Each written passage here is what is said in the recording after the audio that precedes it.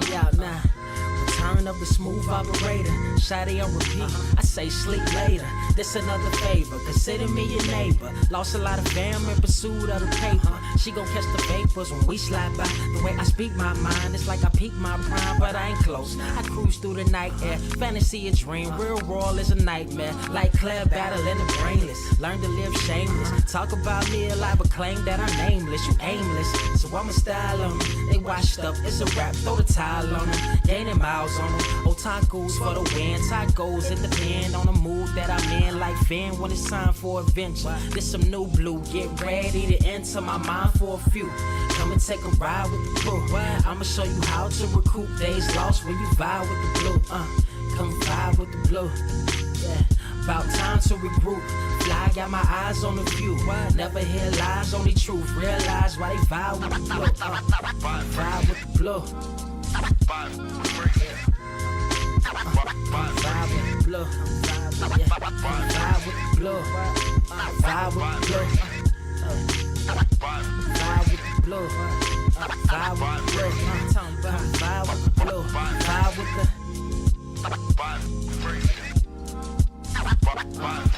vibe with the sky. Wait, you know the rest. I'm blessed. I see you frontin' like you ain't impressed, but I still get requests. I'm playing Zelda on the GameCube. I quit spamming my music. Don't ever try forcing the links. That's a high rule. The wind waker, Mother Nature on my side too, controlling the elements. Go and check my avatar. I'm arrows ahead. Get the point. Moving forward. The battle scars accumulated over time are reminders of what I went through as a minor, but made me a grinder. The trees broke down for this loose leaf. If life's a game of death, I'm Bruce Lee. Ooh wee. Lose sleep on the regular, trying to get this word out. Then I crash nebula. Wish I had a very odd parent, maybe two, but it's cool. Everybody pays dues. Now it's time to make moves. Granny didn't raise me to lose. Think I'm in the mood for a cruise. Wanna ride? Come and vibe with the blue. Come vibe with the blue. Come vibe with the blue. Come vibe with the blue. Come vibe with the. Check this out, y'all. I'm back spazzing like the elderly. Worth of my cousin Beverly. Never swear away from the truth. Just ask Heather. Be weather, be tripping. Starting to control like our destiny. Always give you the best of me until the death of me. My weaponry is a paintbrush. Hush, don't tell my secret. They get a hold of it. If you leak it, get it. It's cool. Got you covered though, look. But let me get back to that cool-ish, loose-ish. Why they still lying? They don't do this. Bad at board games, whole world clueless. Selling they soul for Roof Chris. Who's this honored fella? Need a sliced extra mozzarella. Crew fly, leg guy propellers. Humanity born like they don't trust fun. Why you dodge the teller? You don't know, but my odds are better. Life's a gamble, depending on who holding the cards. You can start living at large or it's bon voyage. Charge it to the game. Me and you ain't the same. I'm thinking bigger pictures. Why you still shrinking the frame? Ever blink in the rain? It helps when your eyes dry. Mob with the bright minds. Think you funny, wise guy? Midnight Marauder with a new tribe. Tired of the fake. Come and vibe with the blue sky. Come vibe with the blue sky. Why do you try? We get them high. Take them high. What I do? Come vibe with the blue. Yeah. Come vibe with the blue. Pass what up? Vibe with the.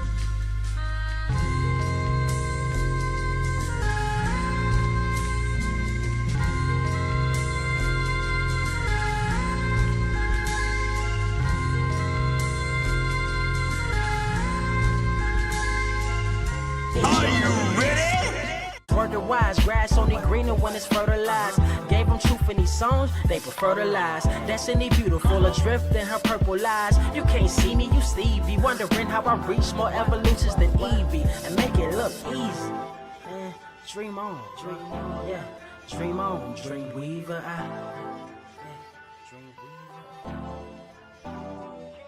Do it. What is up, Earth's mightiest subscribers? It's Ernie, Blerd Without Fear. We got the homie. Carter presents.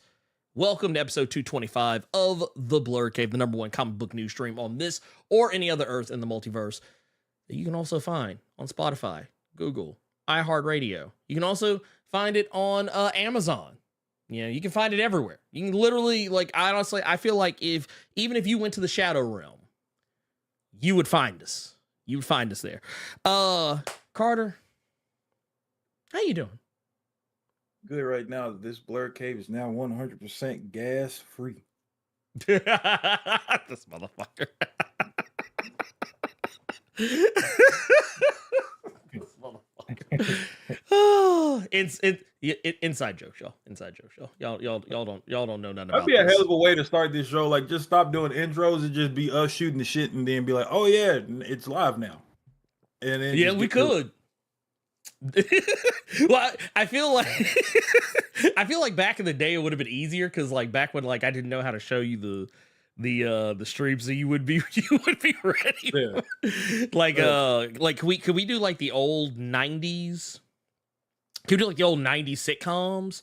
Remember like when they'd be doing intros and everybody always turned just you and me talking about sodas, drinking soda in the morning with indigestion and shit, and then boom, the music just come on out of nowhere with Daredevil down the screen.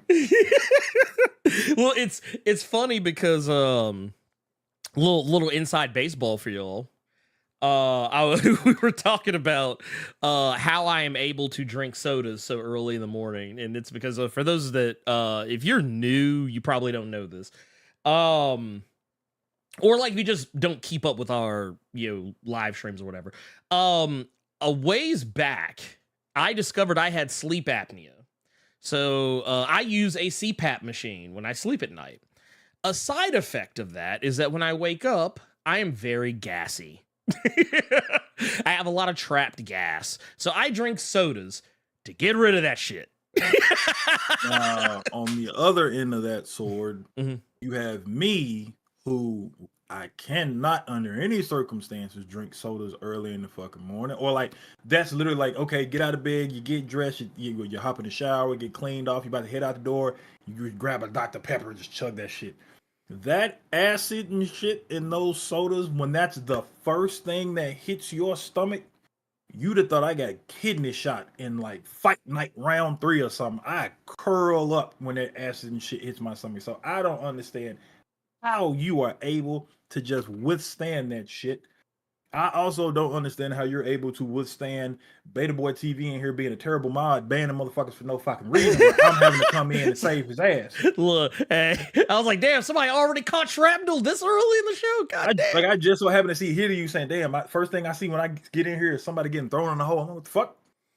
Hey, I mean, it'd be like that sometimes. Here, let me do this. Oh man, dude, speaking of terrible mods, I'm a terrible person. I didn't realize, like, because yesterday we were all of this will become full circle. So for those who don't know, over in the House of Beta Discord, they do watch parties. It's actually where I got inspired to do watch parties again. But goddamn, what? Why? I saw Nick Shafani in the chat. Oh, okay. I was like, goddamn, what happened? But no, so we were watching something. It was a movie I'd already seen. We were watching Smile, and I turned it down just a little bit. Mm-hmm. And to do that, I did it in voice meter. So that meant it turned down Discord, like, period, not just in the... I guess I could have just turned the movie down itself. But, like, I just reached over and whoop. And I just realized that was probably one of the reasons why I could not, like, hear you almost as well as I would have liked. So now that is fixed. Everyone should be fine now. Speaking of being fine now,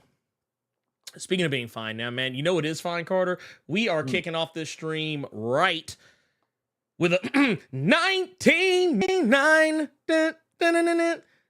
a super chat from Gabriel the Dark Knight. Says, happy Saturday, Ernie Carter in the Kingdom of Blerd Koa. Blessings to everyone, starting the show off right with this super chat. You goddamn right you did, man. Yeah, look, out here, the homie, out here.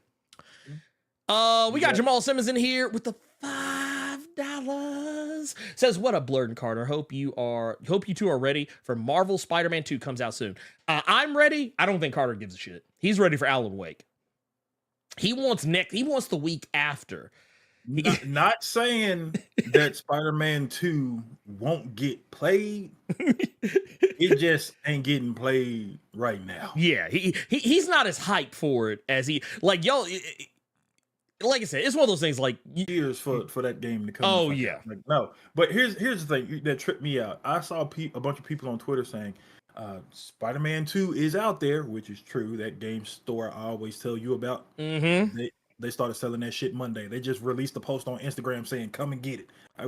Literally, dude. How did they get away with that? I don't know. I really don't know. I just so happened to I was on Instagram and I have a notification. I turn on notifications for them just so if they have something I want, I can just go get it right then. I just so happened I clicked on there. So the thing that pisses me off about that is I remember, dude, we would get our heads busted. Yeah. Back in the day of games, like we sold a game before Street Date.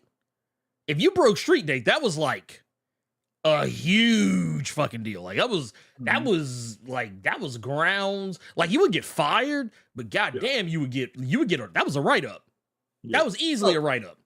They just the Elite X one just hit on what I was about to say. All that up. A lot of people have been on Twitter saying, "Beware of Spider-Man 2 spoilers. Beware of spoilers. They're spoiling Spider-Man 2 everywhere."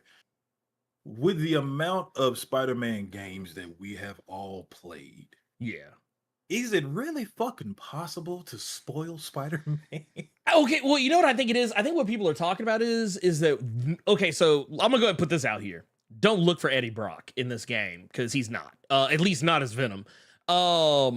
If he's in it at all. A lot of people say that, and this is more Insomniac than people, actually. Insomniac has basically implied that they're trying to keep a tight lid on who Venom actually is. Now, for you and me, okay, 'cause I'm gonna tell you what I thought about. Do you remember the discourse surrounding Batman Arkham City? You like remember when Rocksteady was like, "Oh, the Arkham Knight. This is a brand new character. Y'all have never seen this character before." You meant Arkham Knight because you said Arkham City. I don't know why I said right. Arkham Knight. Thank you. Okay, I got you now. They were like, "Oh, you have no one has seen this character before. This character is brand new. We made this character up specifically for this game. This is literally original content right here." They were lying their whole asses off because the whole time, every time they showed any promotional material for this game, and I'm gonna go ahead and say right now, y'all, spoilers for a game that came out almost 10 years ago. I feel like that was almost 10 years ago. Actually, it might be closer to 8 years ago. Spoilers for the Arkham Knight, but honestly, I feel like if you were any kind of Batman fan at all, you saw that. Go ahead. Are you finna show a picture or something? Yeah, I was about to show a picture. Well, not a picture of him without the mask on, but like just a picture of him in general. But okay, yeah, but like every time they kept talking about the Arkham Knight, I was like, man, if y'all sitting here trying to tell me, that this ain't Jason Todd, like I'ma laugh y'all up out of here. Dude, Arkham Knight. It's the Arkham Knight. Mm-hmm. He has guns. Mm-hmm. And he doesn't like Batman. Look at his helmet. But he wants to portray himself to look like Batman, but he has guns. Who else could it have been? And then they were real nasty because they tried to put the Arkham Knight in the comics, but they made it an actual knight looking like one of these Dark Souls motherfuckers. Mm-hmm. Well, no, what made me mad about it too is like so I was willing to give them the benefit of the doubt, but then when I booted the game up, the first time you meet the Arkham Knight, he literally said shit that Jason Todd said during Under the Red Hood.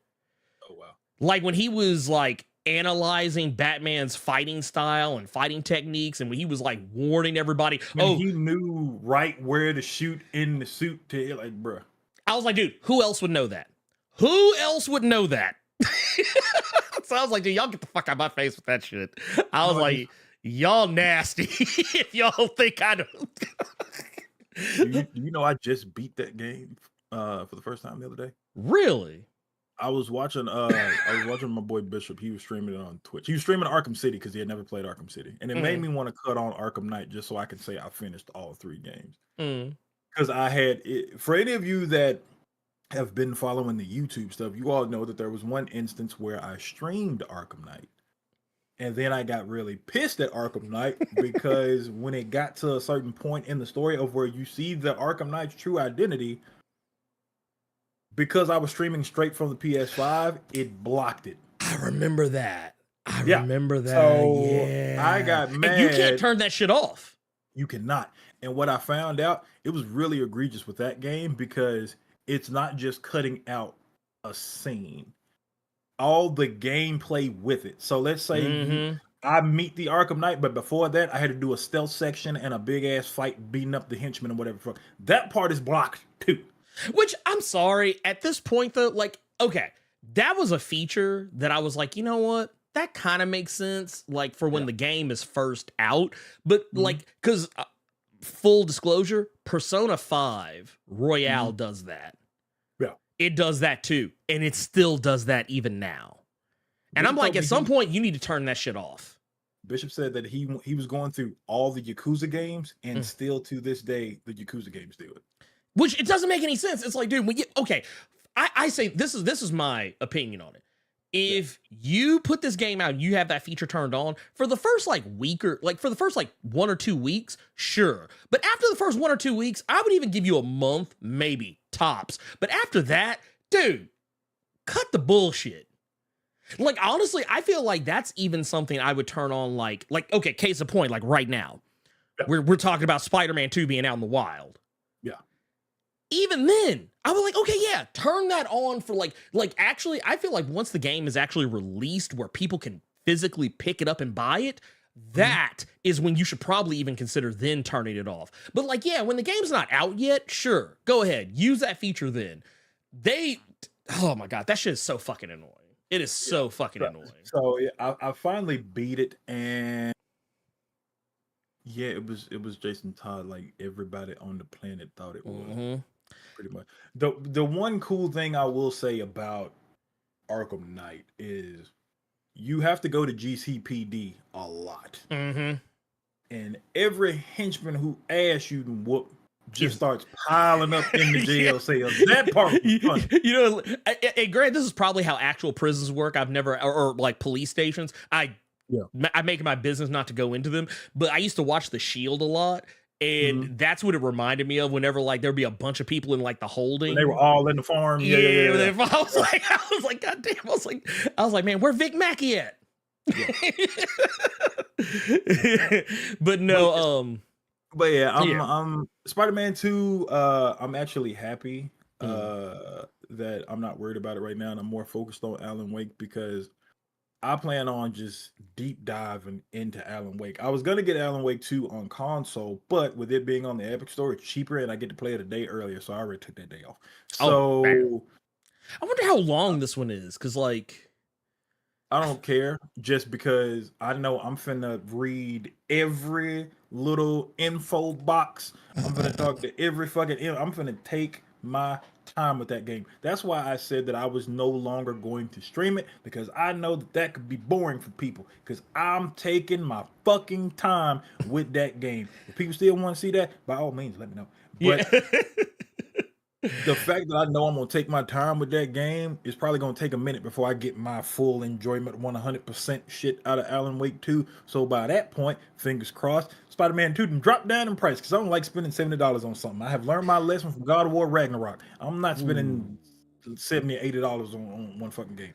I'm still shocked. People were like legit surprised that I had the opinion of that game that I had. I was like, dude, that game was half good. And the only time it was good, it was with the character I hated the most. But that said, we also got one from Go Contra's baby's father with the $2 says, I will see y'all next week. The weather got me. Oh no. Man. Oh man, I'm sorry to hear that. I'm sorry. I wonder if it's like just like thunderstorms or some shit. He loved a woman that wasn't clean. That's why he said the weather. Her name was Weather. Oh. Gotcha. We got one here from Poe Archery Media with the $5 says passing through, showing love. We'll catch the podcast. Hey, we appreciate your see. Look at that. See, a lot of y'all don't know. This is a reference to last week, or maybe it was the week prior. I don't remember. But actually, I do want to show something off because I'm very proud of our brother here. This was a piece that Poe Archery Media sent to me, and here I'm gonna give myself a one here for a moment. Here, I want to look at that, y'all. Yeah, let me move this mic out of the way here. Y'all, can y'all see that? Yeah, look at that. I fuck with that Juggernaut. I fuck with that Juggernaut. Yeah, I like the Juggernaut. He sent a little background. Excuse me. A little background on this piece. Yeah. Is that he did this the week that the Hellfire Gala. Oh, you were mad. Yeah, the week the Hellfire Gala came out. And it was awesome to me because, well, for one, he did it really fast. But also he did it really well. And if you are unfamiliar, there is or if you are familiar and you just want confirmation, and you're like, man, I like that cover. You say, oh man, that cover look like, or like the layout of the cover rather looks familiar to you. It's because what he did was that he took an iconic cover from X-Men history, and recreated it in the vein of the new Astonishing X-Men. So if you were wondering, if you wondered for any moment why, that was why. But also, if I'm not mistaken, I'm actually looking in here just to see. Yeah, which, by the way, this is pretty much everyone. This is pretty much everyone who survived. This is everyone who survived, more or less, because Juggernaut is still alive, as we just recently saw. Also, Carter, did you see the? What'd you say? No, I was gonna say, did you hear the news? No, I was gonna say I think Poetry needs to Gokhan Shree's baby father with another 2 saying he got the flu. Okay. Her name was Flu, and you caught it. Stop raw dogging. What I was gonna say is he needs to post that on Twitter if he has not, and put that shit in X Spoilers, because X Spoilers is a dumpster fire with occasional really good art from people, and sometimes some really good takes. Post that shit in X Spoilers, man. Get your views up. Get your views and your follows up, big dog. Yeah, no, it's I will also say that kind of getting back to it. Yeah. They did announce that they will be doing something with that X-Men team. They're not done. They will be back. They actually do have a plan in place for that team. So anyone who was thinking that, oh, they'll never do anything with that X-Men team, apparently they will be. But that said, we got work to do. Yes. Let's please get into it. Let's go ahead and get this first one out of the way. Actually, I don't even want to spend a whole super mega heap of time on this one. But what I'm gonna say is word got out, and you know what I feel like? I feel like every time someone shits on the DCEU or DCU, then like someone digs up some Marvel news. Some MCU news, because I feel like that was kind of how it went. Because this week started off, we found out that Henry Cavill, Jason Mimosas, Gal Gadot and Ezra Miller would not be returning in the new DC universe. Like they would, to the shock and surprise of no one. I don't know why anyone acted surprised about this, but I saw there were so many people who were so angry, and like people got mad when I mentioned on Twitter that like I was happy about this news. People got upset. But here's the funny thing. Also, by the way, I actually do highly recommend, if you are still on Twitter and you do not have your DMs set to where people have to be approved first, you should probably do that. Because ever so often I go into my message request, you find some wild shit in there. I have found a dude sent me. You remember that what was that Aaliyah song, 4-page letter or whatever? Was that Aaliyah? Yeah. Motherfucker sent me a 4-page letter worth of DMs. I didn't read it all. I just skimmed it, but I could tell they were very angry with me. Because I said that Jon Stewart was better than Hal Jordan. Like, it was like irrational anger for a fictional character. But what I'm getting at here is that I feel like the news that came out about the MCU, I think it was DCEU stands that probably helped spread the fire there and made this out to be something way bigger than what it really was. So for those not in the know, if you somehow been living under a rock or just been disconnected to the internet and just did not know, so word got out that, and this was from the Hollywood Reporter, that a mega reset button has been hit on Daredevil Born Again. Now, Carter, this is kind of wild. I'm not going to lie, because this show was supposed to be 18 episodes, if I remember correctly. And not only that, the framing of this has been pretty wild. Because what people have been saying is, if you look on Twitter and like other social media sites, a lot of other like news sites, what a lot of them say is, oh, the show was halfway shot. Oh, more than half the show was shot. In reality, less than half of the show was actually shot. Less than half of the show was actually shot. Now, this is a huge deal because not only are they hitting the reset button, they fired the writers for the show, Chris Ord and Matt Corman. Okay. If I'm remembering correctly. And actually, yes. Thank you for sending me that. Is getting there's nothing I can do about it right now. Okay. Thank you for sending me that though. There's nothing I can do about it. I don't, because on my side it's fine. I don't know. The bit rate. You're talking to me for a second. Oh, no. I just realized Robo has sent me something. But yeah, there's nothing I can do about it. It kind of, it just is what it is at this point. I would restart, but that would almost, yeah. We're just gonna soldier through. But no, the funny thing about this is that, so there was this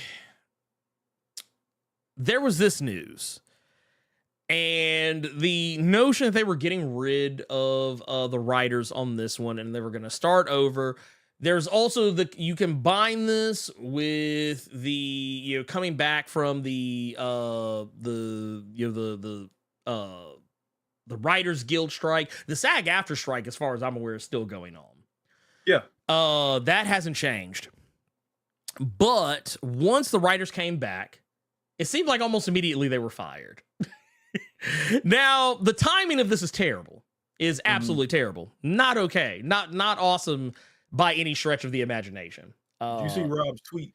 I did see that. This was actually what here, I'm gonna pull this up. It says Daredevil Born Again writers. All right, I'm back from my almost 5-month-long break, or 5-month-long strike, and I'm ready to work. And Marvel Studios, you're fired. It's like, I mean, it's bad optics.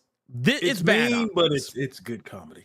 It's dark comedy. Which here's the thing with this, it's not even so much like I feel for them because yes, they were fired, but there's a reason behind why they were fired. I honestly, I feel like the writer strike gave Marvel time to sit back and reassess some shit because it wasn't just the Daredevil show that was the topic of conversation. It was the entire Marvel Studios line of television.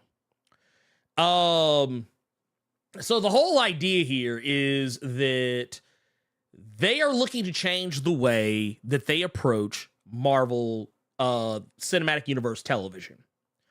And you got to think about this. This comes after a lot of things. It comes after people being way more invested in their Marvel special presentations. Case in point, Werewolf by Night, which is so popular, in fact, they decided to make a color version of it to give you a color option in case the black and white just hurts your sensibilities, your modern sensibilities. You can watch Werewolf by Night colored edition. Which, by the way, are you gonna watch it? Are you gonna watch it? I might, but I don't know if I want to see it in color. So here's my thing, because this is something that Elite X1 sent to Ernie and I. Yeah, I would have watched the colored edition if it was done like the recent one shot, where Elsa was in color for the majority, but it was still werewolf black and white, stuff like that. Now, is the Werewolf by Night colored edition, is it cool? Sure. I hope, and I highly doubt Disney does this, I hope it's just this one instance and then just and leave it alone. Yeah, and then it just goes away. You can't find that version anymore. It's just that one time deal. Well, yeah. Well, and so you get back into it, like, Werewolf by Night kind of started the discourse. Oh, they should do just a lot of the Disney Plus shows, like not all of them, but like some of them could have just as easily been this. Yeah. Like just a one shot, like just something cool that leaves you wanting more but doesn't overstay its welcome. And while a lot of people have tried to claim that, oh, all the Marvel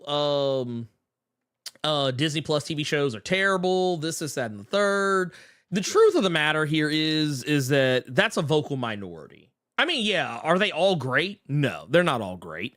But Marvel TV shows have better ratings, at least as far as like audience scores, than most other television stuff. But all that aside, it has gotten the people at Marvel Studios, namely Kevin Feige, supposedly thinking that maybe they should change things up and actually, instead of trying to treat everything like micro movies, treating everything like actual TV shows, like actually having showrunners, actually having dedicated writers on the show. So while it did seem kind of suspect that they fired two of the people that were a part of the WGA right after they came back, that is very sus. The idea is that they are shifting to a more traditional tone in terms of that. And I won't lie, I'm pretty sure Secret Invasion did not help. Because I think of all the Marvel TV shows, I didn't hate Secret Invasion, but of any of the shows that they have put out, Secret Invasion was probably the one that I wasn't like the most crazy about. That I will definitely say. Like, on a scale of what would I consider like the worst, like Quotey Finger's worst MCU TV show, like, and bear in mind, I say worst just by virtue that it's not as good as others. I don't even know. I don't even know what I would call the worst MCU television show. I'll give you this just so maybe this will equate to worst. What about Agents of S.H.I.E.L.D.? Well, I don't even count that. Inhumans. Okay, well, yeah, I'll give you that. Well, you know what? I mean more specifically for like just the MCU, just like the MCU stuff. Or let me clarify.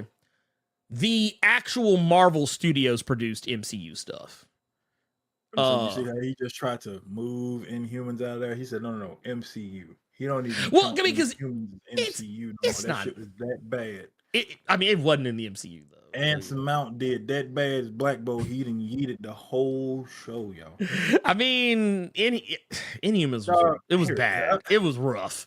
It was rough. So when it comes to the Daredevil stuff, the timing is it's bad. The timing is hilariously bad, but I think, and plus, I wouldn't be surprised if the corporate response to this was, well, technically, y'all no call, no show. God damn it. God damn it. I mean, yeah, a little bit. I can't even finish. I'm going to hell. Yeah, you take this segment. I don't want to talk anymore. Oh man, that would hurt. That would hurt a little bit. I'm sorry, y'all. I'm sorry. Here's the. I stand with the writers. You no call, no show for 5 months and expected to just come and clock in. Break your ass back. It's God, it sucks. I just we are both going to hell for this, but no. I feel like what's happening here. A lot of people are like, "Oh, see, look at this. Look at Marvel, y'all. See, they're so terrible at what they do. They're having to change everything." And here's the deal. I don't think this is bad because it gives it, like, it's like I said on Twitter.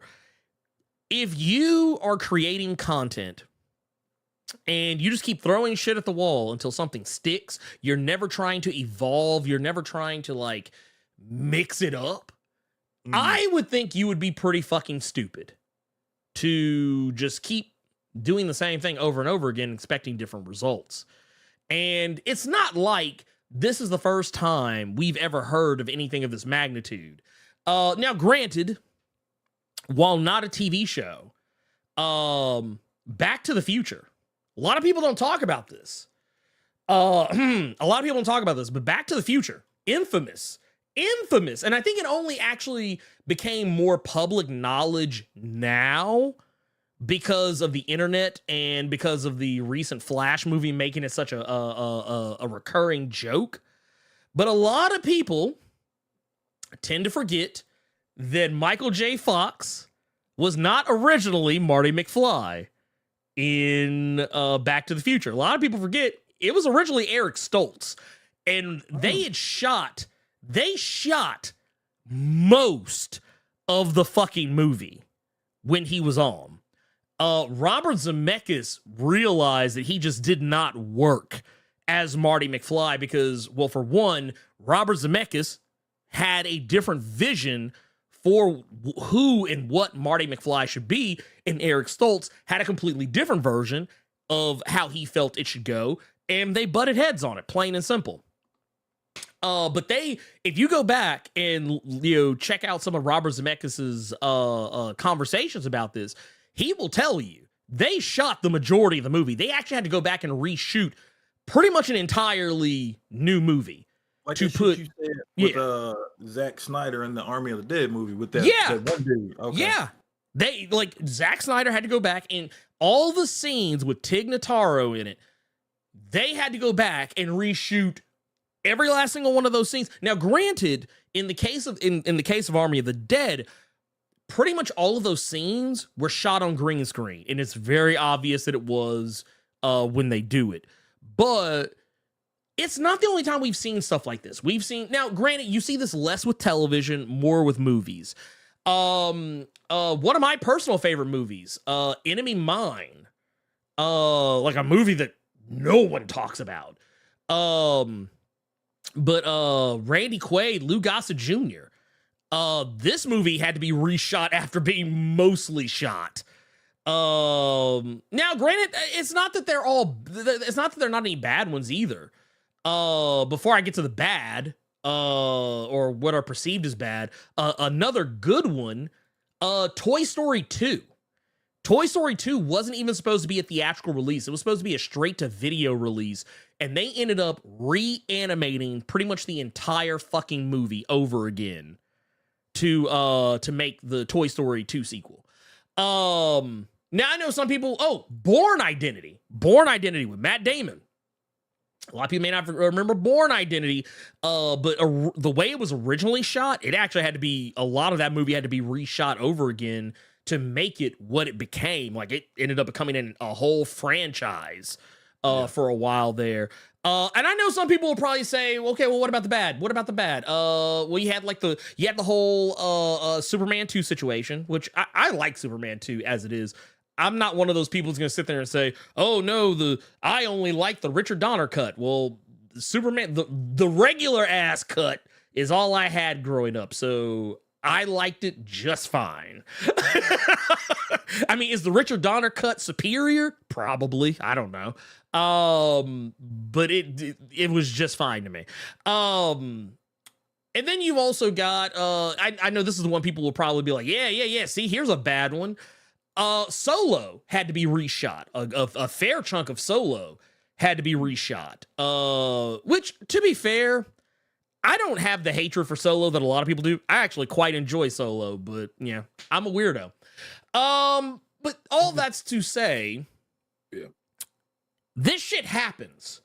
The only difference for Daredevil versus other stuff is that we hear about it more because of the internet. That's the only reason we know. Like, if the internet wasn't what it is today, no one would be talking about this shit until 20 years later, and no one would even really care. I'm like, oh, okay, yeah, that makes sense. It's kind of like how we do with Back to the Future. It's like, oh, wow, like Michael J. Fox wasn't always Marty McFly. Oh, crazy. It's like, okay, cool, whatever. All that's to say, though, it's gonna be fine. It is gonna be fine. It's not the death sentence that everyone's trying to make it out to be. It is not the it's not the big to do that everyone wants to make it out to be. I think at the end of the day, it's gonna be okay. It's gonna be okay. I'll say this and then we can move on. Yes. Let's say for the sake of conversation that it's not okay. Mm-hmm. And the show we finally get in 2025 is Dog Water. Mm-hmm. You still have 3 prior seasons that you could enjoy that aren't Born Again that you didn't like. And if you don't like those 3 seasons, well, then you have the Ben Affleck movie, and hopefully you enjoyed it. If you didn't enjoy the Ben Affleck movie, you have several years of books that you could read and enjoy. Mm-hmm. So even if none of those do it for you, you can always go back to books. But point being, if you don't like it, you can go back to something that you did like. Exactly. Fucking precisely. Let's get into some super chats here. Let's get rid of that. There we go. We got LP through the $5 says passing through, showing love to the cave. Got to catch the podcast. Hey, we appreciate you, pimp, and dude, thank you for that. Like I said, man, get the podcast, man. If you can't make it on Saturdays, dude, see these people, they know what they're doing. They know what time it is. They know what they're doing. JD with the $5 says, I'm not worried about Daredevil, but hope they keep Karen and Foggy blipped if that was true. Thought that had great story potential. I mean, that's kind of where I'm at on it. I think what I think is going to happen here is that they will probably end up retooling the show. They'll probably keep some elements of it. And I hope they do. I'm not worried. I'm not as worried as other people might be. And honestly, I feel like a lot of people are trying to call Marvel out for course correcting. But here's the thing. If they didn't course correct, then those same people that are laughing at them and making fun of them, they would still be laughing and making fun of them. So I feel like you're not going to win those people over. You know what I mean? You're not going to win any of those people over. Those people have already decided they hate Marvel with every fiber of their being, and they're going to shit on them regardless of whether they do good or do bad. you're never gonna win with them. All you can do is focus on the people who actually do give a shit. So I feel like that is where they are best served. I wouldn't mind Karen and Foggy being in the new series for no other reason than, well, number one, thank you, Roy Bot, for gifting those Blerd Without Fear memberships. Oh, But thank you. I wouldn't mind Karen and Foggy in this new series solely because if we're hearing that the thing is going to be 18 episodes, they're probably going to be 30-minute episodes. Mm-hmm. That's not a lot of Karen and Foggy to deal with, like those 45-minute Netflix sessions where you're hitting fast forward button every time you see that pale white woman or you see one of the Basham brothers. So in that instance, because if these are 18 episodes, 22-minute episodes, it ain't a whole lot of you having to deal with it. So I wouldn't mind them being in there. No, not at all. Not at all. Not at all. Let's move on to our next thing, Carter. Let's move on to the next thing. We got Sword of Omens. Give me sight beyond sight.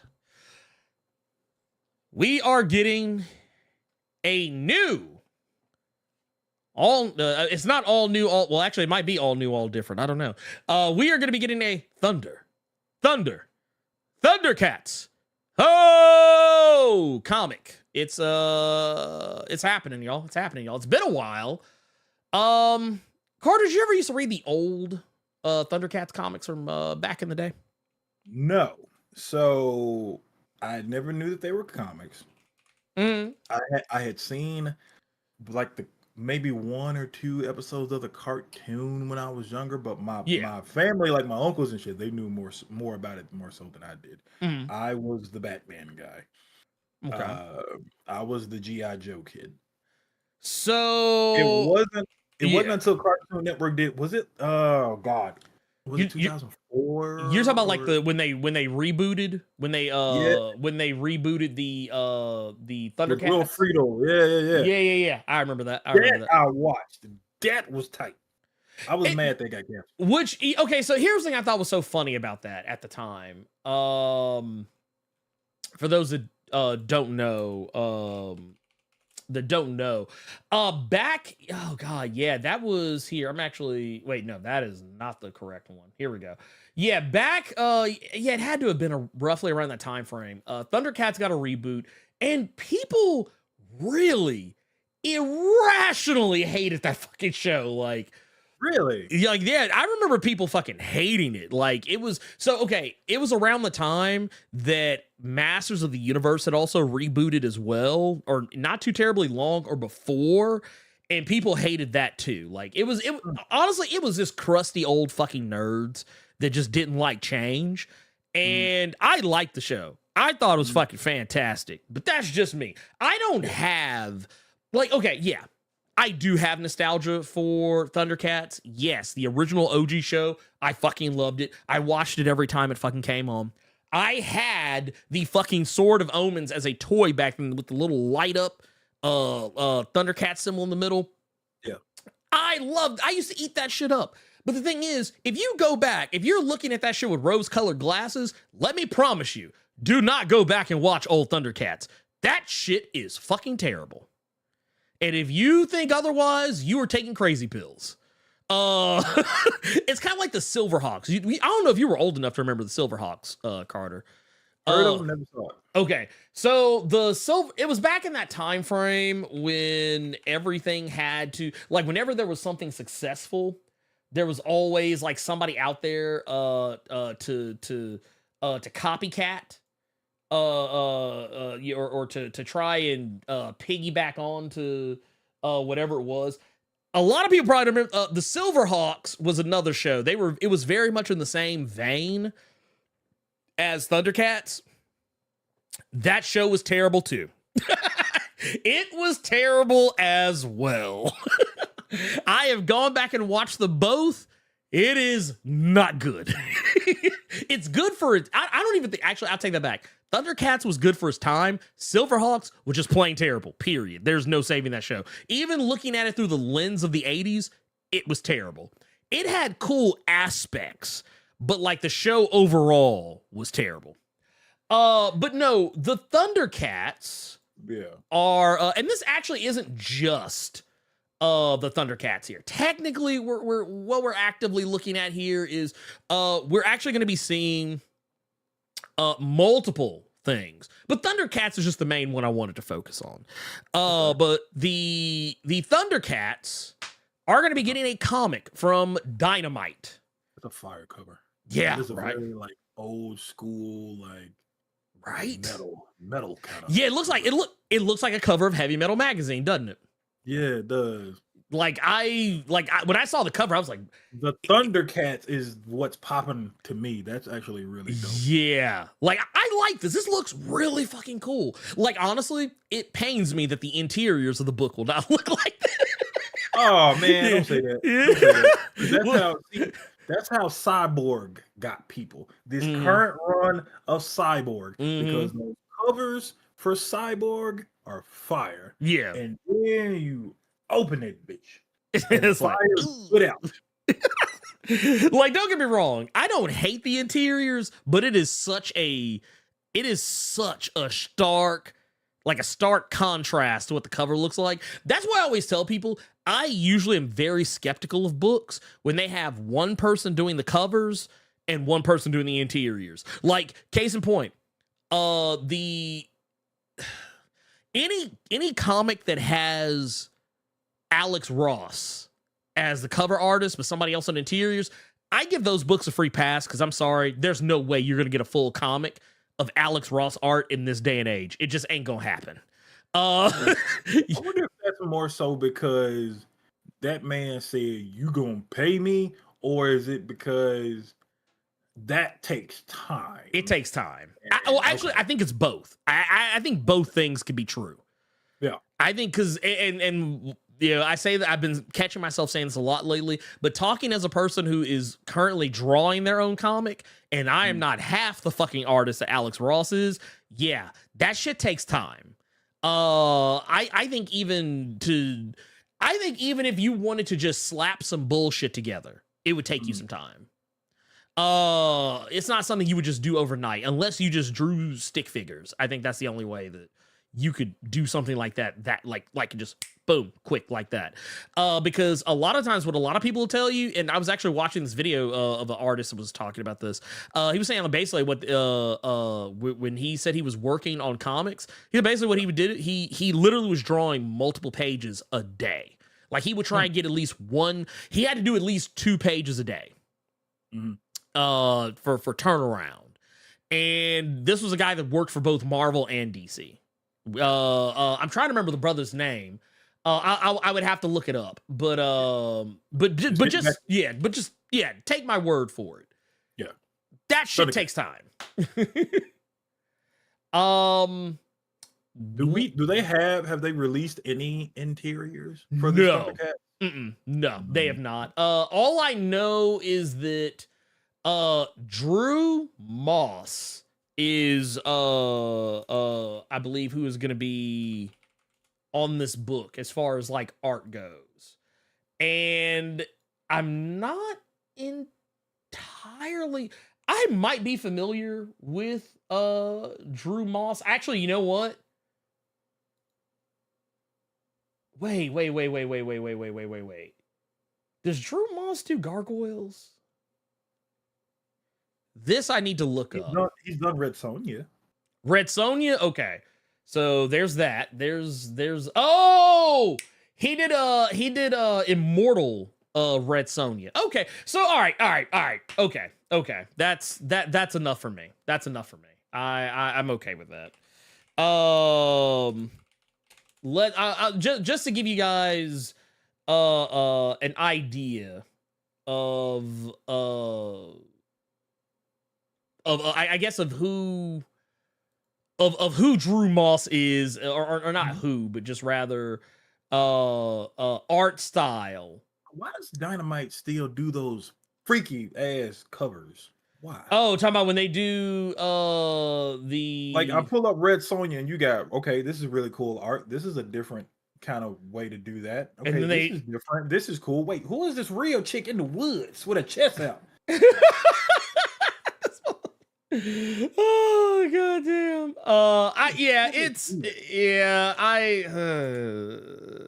I'm sorry. I'm sorry. It's actually no, I just saw something here. Hold up, wait a minute. So to give you an idea of Drew Moss's art style, because they actually have been posting their work on the artist formerly known as X, or formerly known as Twitter. There you go. Ugh. That's Mumra right there. Okay. That's Mumra. And they have also posted their some of their others here. You got Bam right there. Not bad at all. I actually kind of dig it. You know what it reminds me of? Kind of vaguely reminds me of the art from Birds of Prey. The current, like, not exactly 1-to-1, but just like kind of like it looks almost old school, but with modern sensibilities in it, like modern line work. Or not modern line work, like old school line work, but like modern like colorization and shit like that. Yeah. He's also got some of the unfinished. This would be like your rats. I'm just kidding. This man. But this would be like, yeah, this is pre-inks, no inks whatsoever. Like this is before you get to any of that other process. I will also say, dude, you know what I learned? You know what I realized, because I've been learning all these little tricks to get stuff done for mine, is motherfuckers be cheating. Motherfuckers be cheating. So this was in Robo's Discord where this happened, but I was talking with some other comic artists, and we were talking about artists who cheat.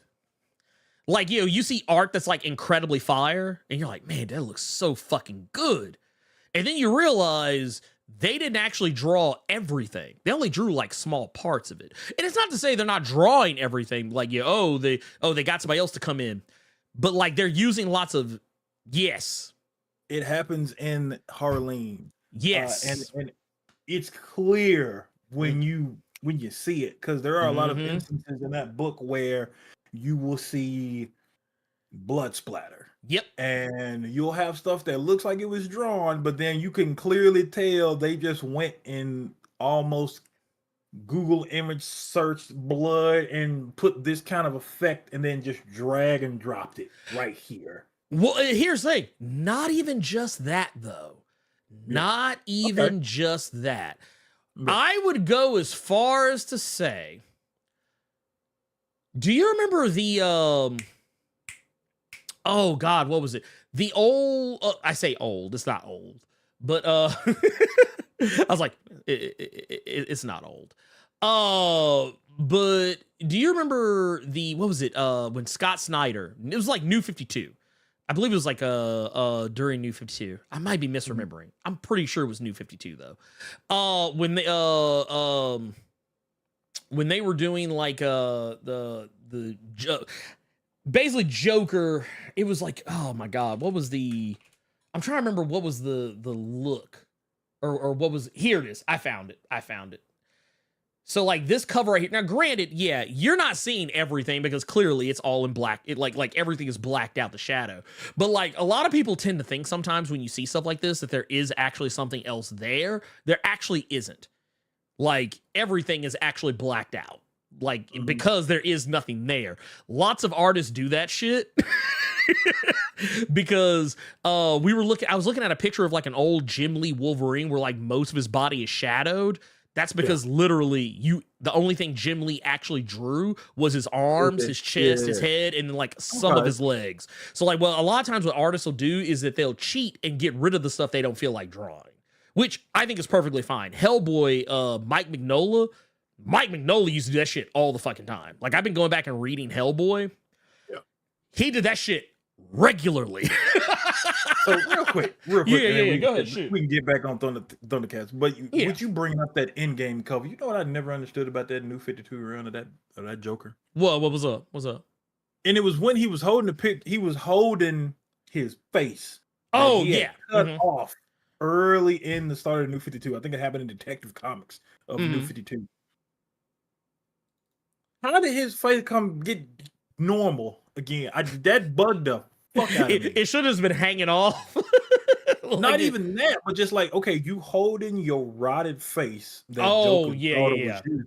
How are you good up here if you holding, like, if Castor Troy was holding his face, he wouldn't look normal. Right. That used to bug the fuck out of me. I'm getting off point. I'm sorry. Well, no, to show you what I was talking about, like right here. Yeah. Jim Lee, I guarantee you, without even like something like Jim Lee used to do this a lot back in the day. He doesn't do it as much anymore. But like when you're like trying to like put out a comic like on a regular schedule, like you kind of have to take a little like it looks cool stylistically, but at the same time, I can tell you right now, he did not draw every detail of Wolverine and then cover it up. Like he half drew Wolverine and then inked over it. Like I can tell you that like without even like with all affinity. But yeah. So yeah. You brought up Thundercats because that is one of the comics. That's the key one. That's the key one that's getting brought back by Dynamite. But there was another one that I was really surprised. Now I will say Declan Shalvey being on the book gives me I got a little bit excited because I was a fan of his art and stuff as well and his writing. But it was when I saw that the Flintstones. Oh yeah, Flintstones get a book. Also was gonna have a book, and a lot of people did not read these books. I would go as far as recommending that a lot of you do because some of them here's the deal. I think it was during. Was it during New 52? I believe it was New 52.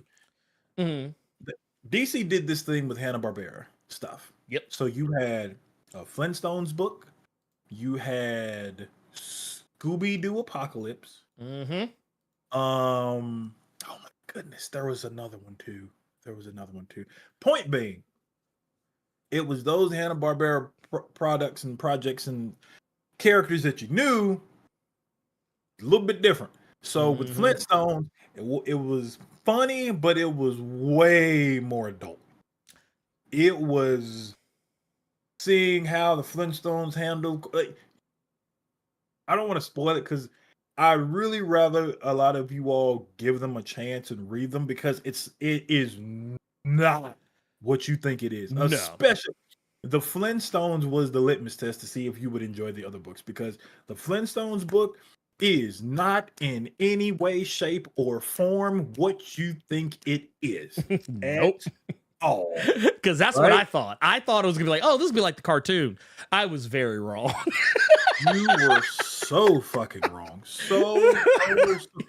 Flintstones is wild with the way with the route they went with the Flintstones. So, but then because like for a lot of you that don't know, or you may not know, Scooby Apocalypse, Scooby-Doo Apocalypse was literally shit. We just finished talking about it. Think Army of Dead or Dawn of the Dead with Scooby in the game. Oh yeah, that shit was brutal, and that book was fucked up. So, oh yeah, no, it's this wait here, I just found right here, bam. Scooby Apocalypse was wild. Also, speaking of the devil, the late great Keith Giffen, and that was another reason I actually brought that one in particular up. Because shout out to Keith Giffen and rest in peace, Keith Giffen. Great writer, great storyteller. To turn Scooby and the gang into some Dawn the Dead monster zombie slayer is wild. You would have to be a good writer to pull that off. Like, you would have to be a good writer, and you would have to be nuts. And Keith Giffen was both of those. Yes. And it got a sequel. Like, yeah. It was good. It was really, really good. No spoilers, Elite X1, yeah. Bastard. No spoilers for that book. I really want people to read they did other ones. And it was a trade worth, except for Scooby Apocalypse. People like that one so much it got another volume. Yeah. But I really want to see what Dynamite does with this Flintstones property. They got some heat. Yeah, They got some I heat. really want to see if they're gonna take it the funny, comedic, what everyone knows, tried and true route, or if they're gonna dare to be different, like the DC stuff was. Yeah. Was it I was Yeah. laughing that Powerpuff Girls is also another book that's gonna be at Dynamite. Um, I don't know what to think about that one. I I do don't know. know I don't that know. I do know the Powerpuff Girls are getting a lot of eyes on them recently, not because of this, but because of Nike. Because they're releasing Powerpuff Girl dunks for each girl, Wow. Oh and my so I know a God. lot of eyes are on Powerpuff Girls anyway. So if Dynamite was smart, they would kind of use that to their advantage. They ain't got to make a deal with Nike or anything like that. But once you see that Nike starts showing more promo images of how the Nike blossom, and have I seen Buttercup? Because I would fuck y'all. I would get the Buttercup because I like green, Yeah. but yeah. So I really hope. I'm interested to see what's gonna happen with the Powerpuff Girls one because Oh shit. Hold I wouldn't on. mind seeing those girls springing on Mojo Jojo again. That'd be Hold on, hilarious. Pip. Hold on. What Hold the happened? phone. Hold the phone. I think I got Oh yeah, they got the Mojo Jojos. Lord, they got the Mojo Jojos. Look at that. Or wait, hold. Wait, look, I got the Mojo Jojos out here. Bruh. And he's smiling. That is dash. You know what would have made that funnier if the tongue, like the back part of the tongue, where you see all the black and the Yeah. label, if that was his brain when he takes the helmet off, or when the girls beat him so bad. Oh yeah, dude. These actually look kind of. I'm not gonna lie. I'm like, dude, I'm kind of feeling this. Yeah. I'm kind of feeling these, man. Yeah, so for this reason here, because of sneaker culture, Powerpuff Girls already got some eyes on them. So yeah, Oh yeah, it'll be interesting to see if Dynamite tries to use that to their advantage. The Vessels of Samurai in the chat is asking what happened to the live action PPG. Powerpuff Girls, it got yeeted. Yeah, it got canceled. Hard body canceled. They got hard body canceled. After those initial shots of the characters and different scenes from the show came out, the whole thing got reboot. Yeah, folks were not. They were not feeling. They were not feeling that one. Let's put it that way.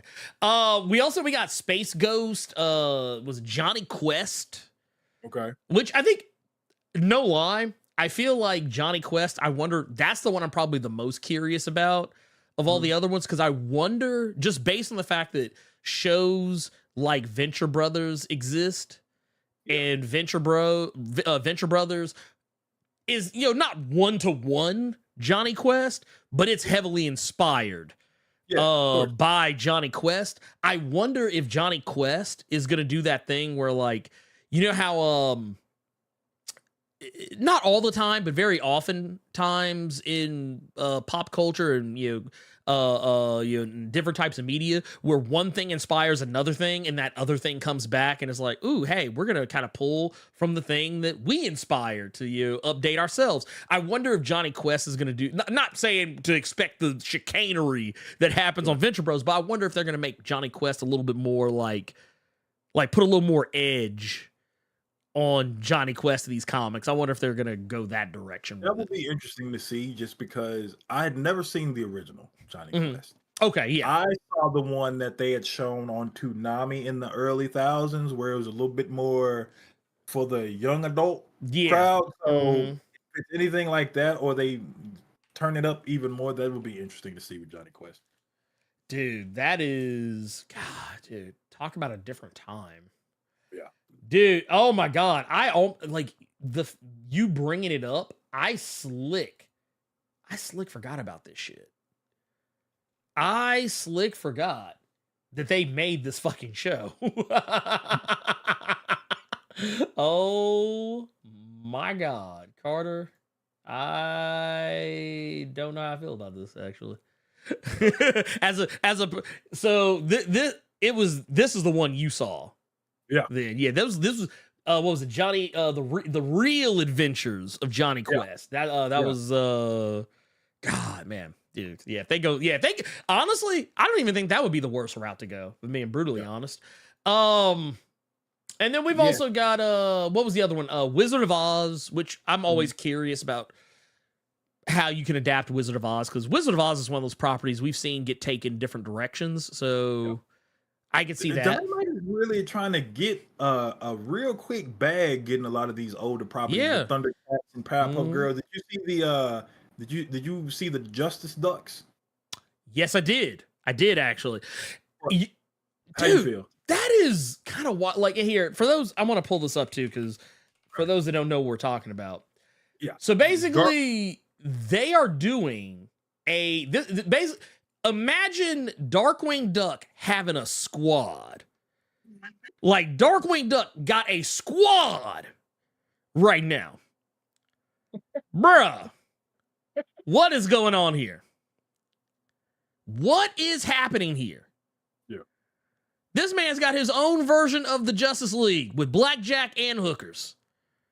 Good Lord. I'm here for it, though. I'm here for it. Actually, dude, you know what? Here, let me see something. Oh, wait, no, that's deviant art that someone put up. No, I don't want that. But apparently, this is, here is a, actually, this cover, I think I might like a little bit more. Like, right here, bam. That's, bruh. Look at that. I'm here for it. You know what they're doing? You know what they're doing, Carter? Dynamite is doing what IDW did, like, back in the, like, 2000s. Yeah. Early, like, in the early aughts. Remember back when IDW was, like, the place to go if you wanted to get, like, Transformers comics?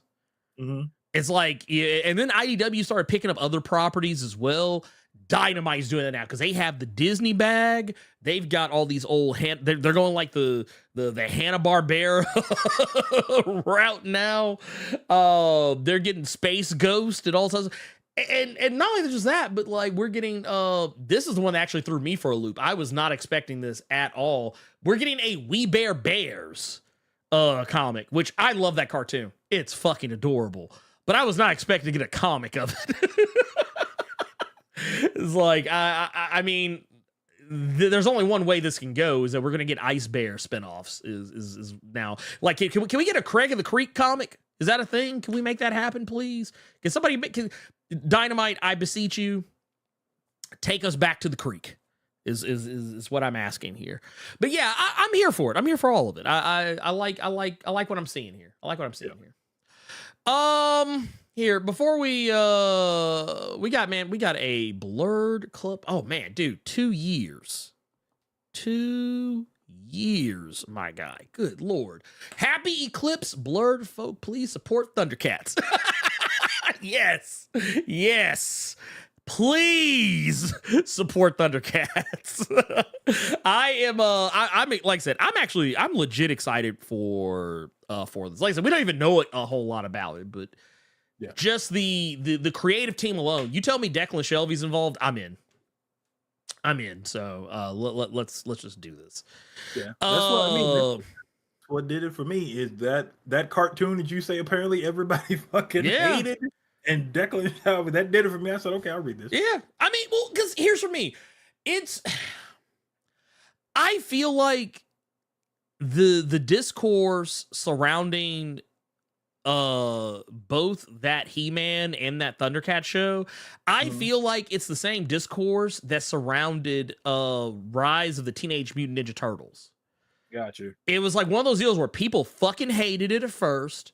And I guarantee you, if they went back, now granted, I think it was harder to do with the other two because they, Rise of the TMNT, you could go back and watch it on Netflix. You didn't really have the benefit of that back then, in the early aughts with like Masters of the Universe and in that version of Thundercats.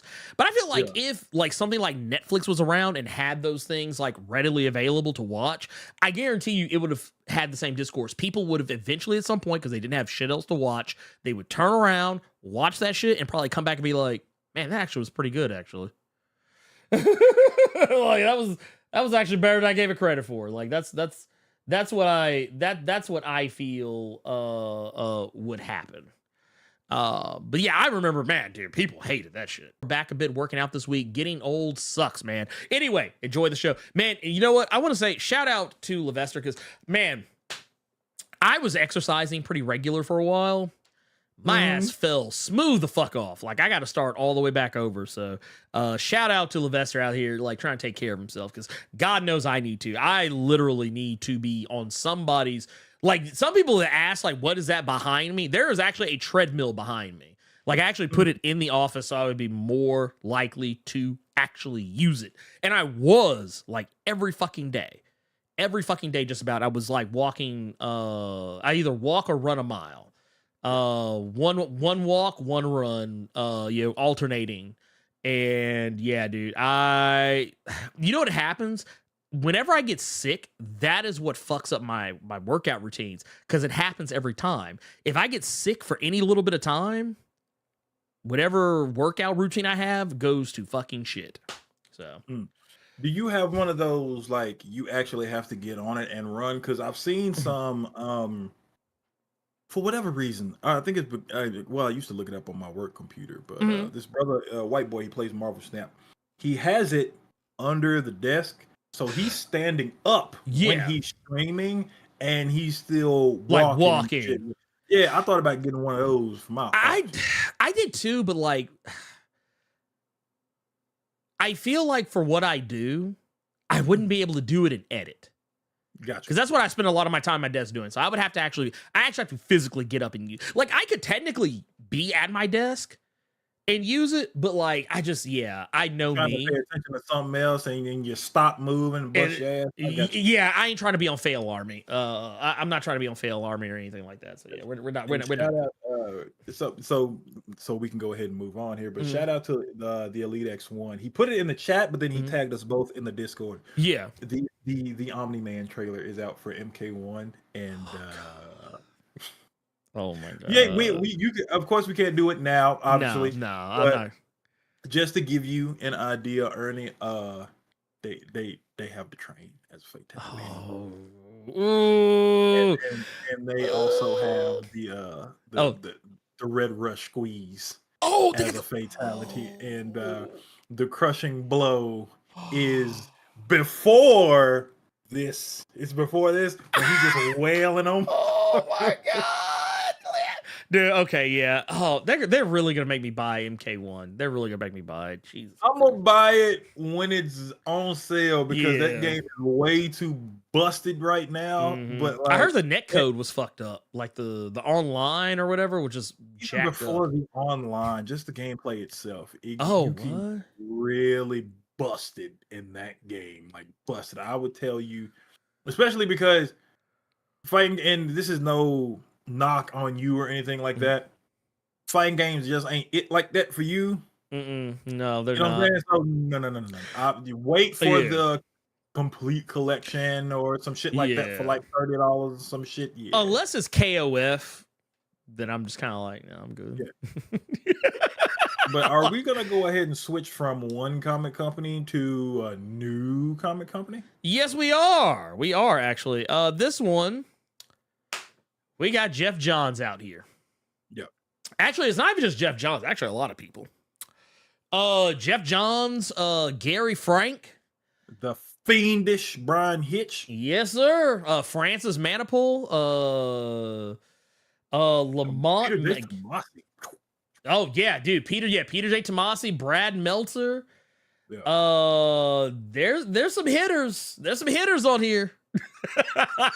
There are some hitters on this list of this is almost, I would dare say, this is virtually a murderer's row of fucking people on here.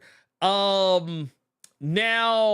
one of the things I find kind of funny about this is so this new imprint is going to be called Ghost Machine. Very interesting I guess name for a comic imprint. Now, this isn't going to be its own company. Like, don't look for this to be its own company. It's an imprint. Yeah. It's just an imprint. It's not a publisher. It is an imprint of image. For the best way to put it. And I'm very curious because I like what they're going for. I like what they're going for here. This is supposed to be a imprint that is not going to have any major focus on traditional superheroes. Yeah. The one thing they keep trying to say in the interviews, they don't even want to call it an imprint. They want to Yeah. say that it's a creator owned and operated media company. They want to do things Yes. other than, like you said, superhero comics. That's why if you, we're going to talk about some of the books that they're going to be releasing, but you can see one of the characters to your left with the gas mask on around his neck and his red coat. So they want to go doing some historian ass whooping with this dude. Yep. And then you have on the far right, you have a character from Geiger, which I have not read. I'm going to read that. That book came out in 2022. Yep. Only 6 issues, so it's not a lot to read. So for all of you that want to kind of get an idea, because to get an idea of where this comic and where this company and Ghost Machine is going to go, read those, because that series is going to continue under Ghost Machine. One of the things that they also said was that they want to introduce new genres and characters and shared universes. Everybody's into the shared universe thing now. First it was Kirkman with the Void Rivals, and now Jeff Johns and them are trying to do their own thing, which I'm not mad at. Our passion is for the magic of graphic storytelling and the emotional resonance of compelling characters. Meaning, when we say graphic novels, we mean just that. That's a very pretty way of saying that. So anytime you see someone in a Barnes and Noble sipping their latte and reading something from Ghost Machine, they're not just reading a comic book. You can't look down on them for just reading a comic book. They're actually reading a graphic novel. They're publishing through Image. Yes. Is the main thing. But like Ernie was saying earlier, like the people that Jeff Johns got, some of you will know them because he has worked with the majority of them, especially Jason Fabok and Gary Frank with the Justice League, the Dark Side War stuff, Batman Earth 2 stuff is how you're also going to know those teams. Doomsday Clock. Doomsday Clock is a more recent one. The Fiendish Brian Hitch. Francis Manipal, which a lot of people will say with it was a team of Manipal and another individual who is going to be my recommended this week, Brian Bucalato, is probably one of the greatest Flash runs that people have ever had the pleasure and experience of reading. Peter J. Tomasi, who I became a real big fan of because of his Batman and Robin run. A lot of Brad Meltzer is another one. All in all, like Jeff Johns got some what people fail to realize here, or what people often seem to forget. Jeff Johns is somebody. So to bring all those heavy hitters over, and they're all helming different books. Now, the one thing I will say about this, and I'll let Ernie get in here. Oh, you good? Yeah, go ahead, go off, King. All of these books, Ghost Machine #1, which is going to be just coming from Gods, that video, if you all hadn't seen, I'm pretty sure one of you all can link it in the chat. The Ghost Machine #1 and what you're seeing right here, this is going to be another 64 pager that we're going to have to sit through. Wait, how much? Is it $10? So he's going to start. So Jeff Johns is starting everything off with a 2-issue prequel series, Geiger Ground Zero. Again, Geiger was an Image book from 2022, 6 issues. That's going to ship in November and December. So this is starting relatively quickly. And the first official Ghost Machine book, Ghost Machine #1, is going to be the 64 pager that's going to be coming out in January, which is going to introduce, this is kind of obnoxious, 4 shared universes. Yeah. You're going to have Geiger proper. You're going to have the Unnamed. You're going to have Rook Exodus. You're going to have Family Odysseys. Family Odysseys, the Rockefellers and things like that. But the one thing about each and every one of these books, and they're all completely different genres. This is not all superhero stuff. There's some sci-fi in there, which I really like. There's a like I told you with Red Coat, you got a period piece kind of deal. Mm-hmm. All of these are being written by Jeff Johns. Yep. Every last one. Every last one. Just with different art. That is insane. Like, and honestly, say what you will about Jeff Johns, but here's the thing. I'm not going to sit here and pretend like Jeff Johns is not a good writer. I am not going to sit here and pretend like he can't write some shit. I know a lot of people want to shit on Doomsday Clock, but Jeff Johns is one of those cats. He's kind of like Brian Michael Bendis. He's one of those cats that people like to pretend didn't write their favorite, fill in the blank superhero run. It's like, we gonna sit here and pretend like you didn't like his Green Lantern. Okay, cool. All right. We gonna sit here and pretend, huh? All right, that's cool. But no, I'm here for it. I'm here for this. I like it. I like the energy behind it. Because, like, also what Jeff Johns was very key in pointing out here. There is a phrase he says about all of this that should tell you everything you need to know. While he is writing everything, this isn't one of those Robert Kirkman situations where, the book was actually written by Robert Kirkman, but like, you had other artists, other people who put input in on the series who got left out in the cold, who got cut out of having their creator credits because Robert Kirkman wanted to be the sole creator. And basically gave them a contract that fucked them out of like, out of. We've seen this with both The Walking Dead. It even happened with Invincible. Key thing that Jeff Johns says: every last single one of these universes, these characters, everything is completely co-owned by all creators involved. Yep. That to me is actually the most impressive part out of all of this. Just because when we were talking about gods, there were some people in our comments that actually brought up some things that I didn't really think about at the time when I read it, but now I think about them now and I'm like, it actually kind of makes sense now. Like, one of our biggest criticisms of gods was that like they used new characters to fill roles that they already had characters in the book that could have filled. Mm-hmm. Like, you already had Doctor Doom, Doctor Strange, Dr. Voodoo, Clea. I did see that comment too. That put me on game. I did not know that. Yeah, basically, the reason why Jonathan Hickman did what he did was because like he wouldn't get any royalties off of those characters. With gods using his own original characters, he actually does. So that part I'm willing to let slide. That still doesn't excuse all them goddamn words. That goddamn novel he tried to write. One thing that irked me, the one thing that irked me about the comments of that video was like everybody kept saying like, what's wrong with 64 pages? 64 pages is this, 64 pages is that. That's great, that's good, that's fine. What's the problem? It's what I said in that video. It's what I said on that podcast. It's what I said live last Saturday. In those 64 pages, something has to grab your attention and make you want to continue to read those pages. Nothing like that up in there.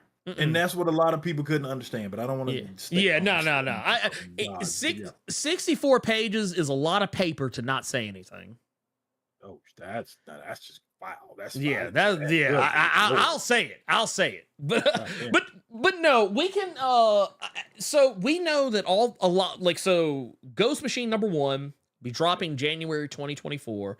So it's gonna be up against some heavy heat because we know that that's when all the big X-Men stuff is dropping.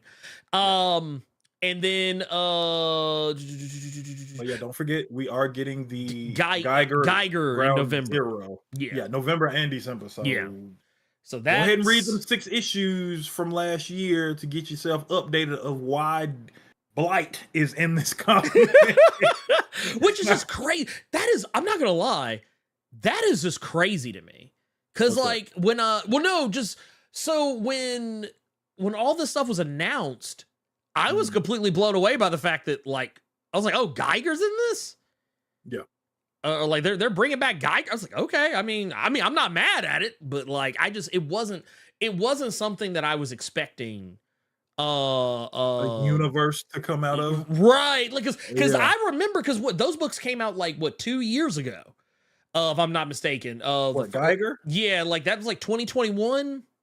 Yeah. Yeah, it was like Yeah. 2021. 6 issues came out in 2021, Yeah. and then they did a 80-page giant issue that came out last year. Last year, yes. So like, I was just like, I just didn't expect that to be something like, oh, okay. Which honestly, now it makes me want to go back and reread it to be like, you know, see like, okay, yeah, let me get ready because apparently we about to be doing some shit. So yeah, I'm here for it. I like the energy. I like what, you know, I love seeing creators out here, you know, just trying to mix it up. And the fact that they said that, yeah, we're not trying to do superhero comics, I'm perfectly okay with that. Cause I know you probably wouldn't know this just judging by what I cover on my channel, but I actually like, you know, non-superhero comics more than superhero comics. That was why your boy, after, and this is not me trying to shit on Jonathan Hickman, but this is how this went. Yeah. After his New Avengers book started diminishing in quality to me, I went to Image and I saw everything other than superhero books, and that's why Saga got picked up. Yeah. That is honest to God why I don't feel like grabbing it off the shelf because it's under other books. Why The Last Man got picked up. Hell, That's Killer why Be Killed. Killer Be Killed. That's why Sex Criminals got picked up. Those are not superhero books, and that Not at all. You know what I'm saying? So I like, though, a lot of the shit that I have over here is not so fucking Bitterroot. Yeah, let's say it. Bitterroot. Children. Not a superhero among them. Not, Like- I think one character has a cape, if that. Yeah. And they're not a man, superhero. I'm absolutely with you there. I can take my superhero stuff, but I've been leaning more so toward different genres and seeing how those stories work in that format, which is why I was really happy to see the statement that was released when it came to Ghost Machine is that they're going to be doing several different genres. So seems like it's a good look all around, just more comics for us to enjoy or not enjoy or have just gush all over. Be mad about it. And for anyone curious, like, it's not that the reason why I don't talk about non-superhero comics on the channel a lot, at least as far as like my videos go, is because nobody watches them. Yeah. I have to, in order to do what I do, I have to do superhero comics for people to pay attention to what I do. Like, because whenever I drop a video, like, as case in point, when I dropped the clip from Transformers, when I dropped, someone asked me in the comments for that, man, you need to cover Void Rivals, man, cover Void Rivals the channel. I was like, nobody would watch it. Nobody would watch it. It would be one of my least viewed videos. I guarantee. Like, I'll probably do it, but like I'm just prepping everyone now, you know, for what will be the immediate disappointment, because that's what happens anytime I try and jump outside of that. People are like, no, we'd rather just watch your X-Men stuff. Like, okay. and YouTube, it's actually more YouTube than anybody else. They don't recommend it. So that's why I always tell people, that's why I always harp on everyone about making sure you have that notification bell tapped, because otherwise YouTube will not tell you. If you think YouTube will tell you when I put out a new video that's not like the shit that YouTube loves to recommend, yeah, I got some bridges in Arizona for you. If you don't believe that. That said, let's move on to our next things. We got another thing, and actually, these two things I actually want to be a little quick on, because we actually spent a little more time on a couple of things than I had initially planned, but that is okay. It's not a bad thing. It's all okay. Because we got us a super chat here, $5 from Chi-Town Dan. The Night Skin King says, that moment you realize episode 1 of Thundercats, everyone on the Thundercats ship was naked and no one cared. Get those likes up or Mum-Ra eats Snarf. Hey, yup, look, don't play, because Mum-Ra is hungry. And Snarf looks delicious. But no, I didn't even think about that back then. Everybody was just bucket naked. Lord, I'm here for it, though. I'm here for it. That said, Carter, we had a couple of drops this week. Yes, we did. And Superior Spider-Man. Yes. Superior Spider-Man is back, baby. More or less. Back into comics. Yes. Yeah. So this is now we actually talked about this on the show a ways back when they were like, because I think it came up one day. We were already live, and I think Dan Slott and Marvel Comics on Twitter had announced it like we were literally in the process of signing off for the day. They're like, yeah, man, the Superior Spider-Man will return. And we didn't really have a whole lot of idea of like what that meant or what it was going to be about. And then we got some more details on the matter. And as it turns out, this was supposed to be a deal that takes place not in the present. It wasn't going to be Otto Octavius coming back as the Superior Spider-Man. It wasn't going to be something that took place in the present day. We learned it was going to be something that took place during the time that he was first Superior Spider-Man. And I'll let you get your shit off. Oh yeah, no. Go. I was gonna say I have nothing else beyond that. Really, it was gonna be a flashback, more or less, but that in a roundabout way also takes place in the present as well. But the main focus of this issue is on events that took place beforehand. But yeah, there you go. Have at it, King. Have at it, King. Go off, man. Talk your shit. Okay. So, Bird Nerd, it's a retcon. No, it is not. This takes place before that horrid second volume that had San Francisco shit. Yeah, with Christos Gage, that's the first thing that scared me about this issue. This does not take place during the Elliot Tolliver era of Dr. Octopus. This takes place before that. This actually is, honestly, think of this like it was an annual that should have got put in one of them Superior Spider-Man hardcovers in Dan Slott's run. That's what this was. This was not a retcon in any way, shape, or form. This actually, the story itself starts in the present time after those issues of the Amazing Spider-Man that we have from, unfortunately, Zeb Wells. So Octavius is still trying to remember things that he did when he was Superior Spider-Man. And apparently Dan Slott had just got through watching Spider-Man 2, because the one thing that Octavius wants to do is he wants the power of the sun in the palm of his hand. It comes up a lot. He's trying to make the machine that he tried to make in Spider-Man 2. And we have some early stuff of when he was in the first initial suit, and then we have stuff that took place after he was in the red and black. He had his henchmen. He had already knocked over Shadowland at this point, because that's when he got the henchmen. And the story is basically this, and I see what the number one is going to be just off of this book. And basically what happens is he tries to get the power of the sun in the palm of his hand. One of the I'm not gonna say henchman, this was a number 2 for him when he was Spider-Man. They make the machine, they figure it out, but Octavius didn't come up with the idea to figure it out. The sister that was his number 2 figured it out, but he tried to make it seem like he himself thought of it. She was salty about it, went to go do the idea she gave him, fucked stuff up. Yeah. So basically, what this book is giving Zeb Wells, I'm guessing not Zeb Wells, you're giving this to Dan Slott, because Dan Slott is going to be the one that's writing that Superior Spider-Man continuation of this. Right. You're giving Spider-Man number 1 a new enemy to fight. Number 2, you're getting Dan Slott back on a Spider-Man book with superior flashbacks. And number 3, it's to entice people to buy a book expecting someone that is not going to be there. I did not like this book. I enjoyed what I read, but I didn't like it. The reason I didn't like it is because I realized this was a ploy. It was a trick.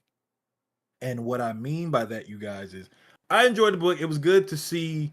It was good to read Dan Slott write Superior Spider-Man. He has credit for the story in this book with Christos Gage on the script. I don't want Christos Gage anywhere near this fucking book because I could not stand that second volume. And I'm happy that a lot of the stuff in the second volume is not touched in this book. So it's Octavius with Anna Maria, which I loved that relationship. But I mean, I'm going all over the fucking place. Let's say this. All right, just listen to your boy. This was a fan of Superior Spider-Man, just like a lot of you all were. Superior Spider-Man number 1 that's going to come out is not going to be anything other than Superior Spider-Man being in flashbacks. Mm-hmm.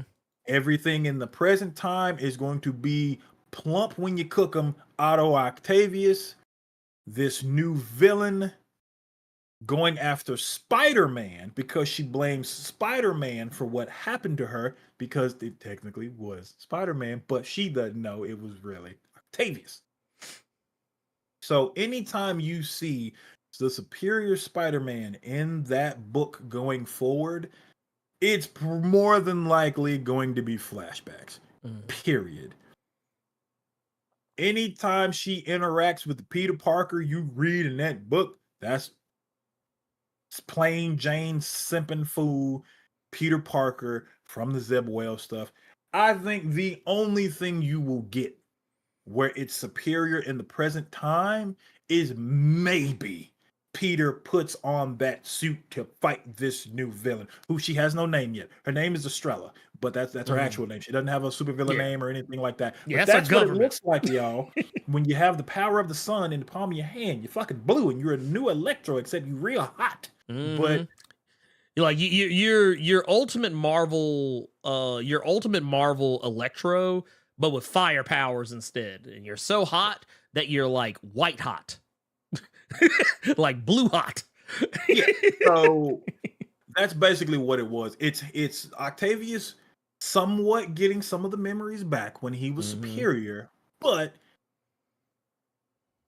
she's going after Spider-Man because she's still under the impression that that's still the same Spider-Man. The real cool thing with this issue, to be quite honest, it was really good seeing Ryan, and that's not because I'm a fan of Ryan Stegman. It was really cool to see Ryan Stegman draw Spider-Man again because I liked his amazing Spider-Man suit with the little changes here and there. Oh, with the big bug, with the big bug eyes and the claw. Like the claws, I love his Spider-Man suit and with the spider bots all over him and stuff like that. If anything, this might even make you more mad about the Amazing Spider-Man, because a lot of the stuff that he does in this book, why did Peter never think of these things? Exactly. So, like, it might piss you off and it might make you dislike Peter Parker because, yes, this is Otto Octavius. Yes, he was a prick, but a lot of that shit he did was kind of thorough. Well, no, like, okay, so there's a particular, and I don't know if this is what you're referring to here, but this is just what I was thinking about when you said that. There's a scene in this book where he's trying to figure out like where he's needed. Yes. Now, this is actually from the actual like run that Dan Slott did as well, because he did it here too. But he had like his little spider bots, and his spider bots would basically help him keep tabs on everything going on in the city. He didn't have to like constantly listen to a police band radio or anything like how Spider-Man used to have to do back in the day. He literally had bots out there that told him what was going on. And in this issue, there's a scene where he's like asking his bots to like figure out something for him to go do, and they start telling him shit, and he's like, I think there was like a jumper. There was someone who was like gonna unalive themselves, and he was like, that's beneath me. He was like, he said radio like EMTs and emergency services to that location. He's like, he said I have more important stuff to deal with. I was like, he's an asshole about it, but it's very thorough. But it was, it was true though. He didn't need to be there. Like, I mean, there was another one. Yeah. Somebody had gotten the purse snatch, or somebody got robbed. All right, that's beneath me too. Yeah. Call Daredevil, let him know that's going on. Yeah. I'm doing this right now. So it's really thorough. And real quick, pop culture guy with the $4.99 saying, y'all didn't like Otto experiencing empathy for the first time and forming his own Thunderbolts with an obscure Thunderbolts member to boot. Okay, I'm so happy you said that. I don't like Christos Gage's second volume of Superior Spider-Man. I don't like him on this one shot. I hope to God he is not on the continuing series when Dan Slott brings it back for issue number 1. What you're referring to is the Christopher Yoss book that was the Superior Spider-Man team up, who I personally think there were several issues there that was hitting harder than Superior Spider-Man was, written by Dan Slott. That's who should have been on this book with Dan Slott.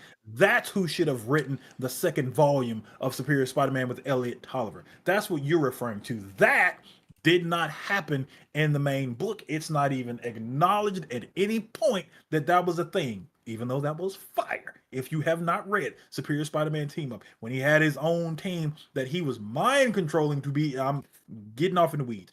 So, Superior Spider-Man Returns. Number 1. Was it good? Yes.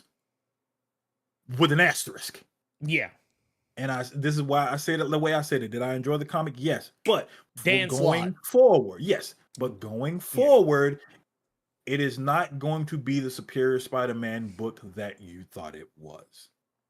And I have to preface that because no one else has prefaced that I have seen. Everyone just keeps talking about Superior Spider-Man's back, Superior Spider-Man, Superior Spider-Man, but they're not telling you Superior Spider-Man's back in flashbacks. Yeah. It is going to be just Dan Slott on the what they're teasing after. It's going to be just Dan Slott. As far as I can tell, like I'm looking at credits right now, and that's all I see. And the one thing Hideo is saying, he was broke. Doc Ock was not broke. Yes, he was. In Superior Spider-Man stuff, that was him using his intellect to make that shit because he built it up. He built Peter Parker up. Yes, he's the one that built him up, but a lot of that shit he had done himself. So you're incorrect, sir. But now it was from the bottom to the top. I will give you this, that because it happens in this issue as well. Some of the shit that he used to make a lot of his stuff, he stole because he stole from a villain in this book. But that was still Peter Parker. So if Peter Parker ain't got no money in his bank account, Otto Octavius and Peter Parker body ain't got no money in his bank account. That Chase account, that Bank of America account is negative. Oh yeah, but in the minus. But again, it was a good one shot. It will be it'll be cool to see Dan Slott, even if it isn't just flashbacks, writing the Superior Spider-Man. But just so you all know, that's probably all it's going to be. Even though this is Superior Spider-Man, and technically it is Superior Spider-Man because flashbacks, it's not in the way that you think it's going to be. Just like when you all see an Incredible Hulk cover with fucking Wolverine on it, and you okay, so Wolverine and Hulk finna squat, they finna scrap in this issue, and then you get to the end and Wolverine ain't nowhere in the fucking issue. This is one of those. Yeah, in a sense. That, and like I say, I didn't hate this issue, but I didn't love it either. Like that, I was like kind of right. It was it was one of those situations. The porridge. It wasn't too cold, but it wasn't exactly just right either. And I guess with that, let's move on to our next thing. It's this one. Carter, have you read any of the Cull? I have not, but I know you've talked about it. Yeah. So the Cull is this is a 5-parter, 5-part series. By Kelly Thompson and Mattea De Ulis. And for those who are probably wondering, like, why does that name sound familiar? Why does Kelly Thompson, sound familiar to me? You may know her from her Captain Marvel run, which I think she did a really good job on Captain Marvel. She got 50 issues out of it. And she is also the one writing Birds of Prey right now. So yeah, Kelly Thompson's out here right now. She's pulling double duty on the bag, getting that Marvel and DC money, also getting that creator-owned money. But one of the big comics that she's been putting out lately that I have been enjoying a great deal, and I think is actually probably one of her best and weirdest works to date, is a little comic called The Cull. The Cull is a series that, for all intents and purposes, and I've actually told multiple people this who had asked me about the series on social media. It's a series that will probably on paper remind you of Stranger Things, if for no other reason than there is some, without going too deep into spoiler territory, there is some alternate dimension shenanigans going on, like some upside down style shenanigans, but not the way you would think of the upside down. I would say if the upside down were pretty. But the story focuses around a group of teenagers who are all like on the verge of going to college. Like they're not, like they're kind of like in between, like they're all graduated from high school. They're getting ready to go run off to college. The story, the way it kicks off, will kind of make you think that things are going one way, but I think we're up to issue number 3 right now on this book. This is actually the cover I got right now is issue number 1. This is actually the issue that came out this week. But I like it a lot. The cast of characters is fantastic because you got what I feel is like the right kind of variety. And what I mean by that is, we always talk about how, do we have characters here just to tick a box, or are these characters organically here? Like, what is going on? And this is what I feel representation works its best. Because there are no tokens, as one particular YouTuber would like to say. There are no tokens. It's really just a group of people, and they all seem like they're organically friends, and they've all kind of gone through some stuff. One character more specifically than the other. But the character Cleo that I mentioned earlier, Cleo is dead in the middle here. She lost her little brother. Her little brother has disappeared, never to be seen or heard from again. It kind of has like It vibes, if you've ever seen or read the movie or novel It. Where you had the main character who's, well, in the case of it was very obvious that his brother was killed. In this case, it's not as obvious. You don't really know what happened to her little brother, but her little brother just disappears, never to be seen or heard from again. And it's driven Cleo into depression. There's a subplot with her like self-harming and trying to hide it from her friends. And but where all this really kicks off is that all 5 of these characters, or actually 6, there's actually 6 characters. One of them is not present. I think one of them, no, all of them no, there's 5. All of them are present in the shot. Never mind. Pretty much all of them, what they're trying to do is they're trying to go shoot a little short movie, like something to kind of encapsulate their time living in this little kind of sleepy town, because they're all about to go their separate ways, most likely, when they go off to college. And they end up stumbling into some strange and incredibly unusual world. Mm-hmm. And what's really awesome about this is that, and I want to be clear here, I'm speaking in the vaguest of terms, because I feel like this is one of those comics you need to go in as cold as humanly possible. You don't really want to know a whole heap of a lot. The first issue, I will go ahead and tell you right now, when you see the first couple of pages, it's already going to pretty much tell you most of what you need to know. The idea that there's going to be like monstrous creatures involved, that's not really a surprise.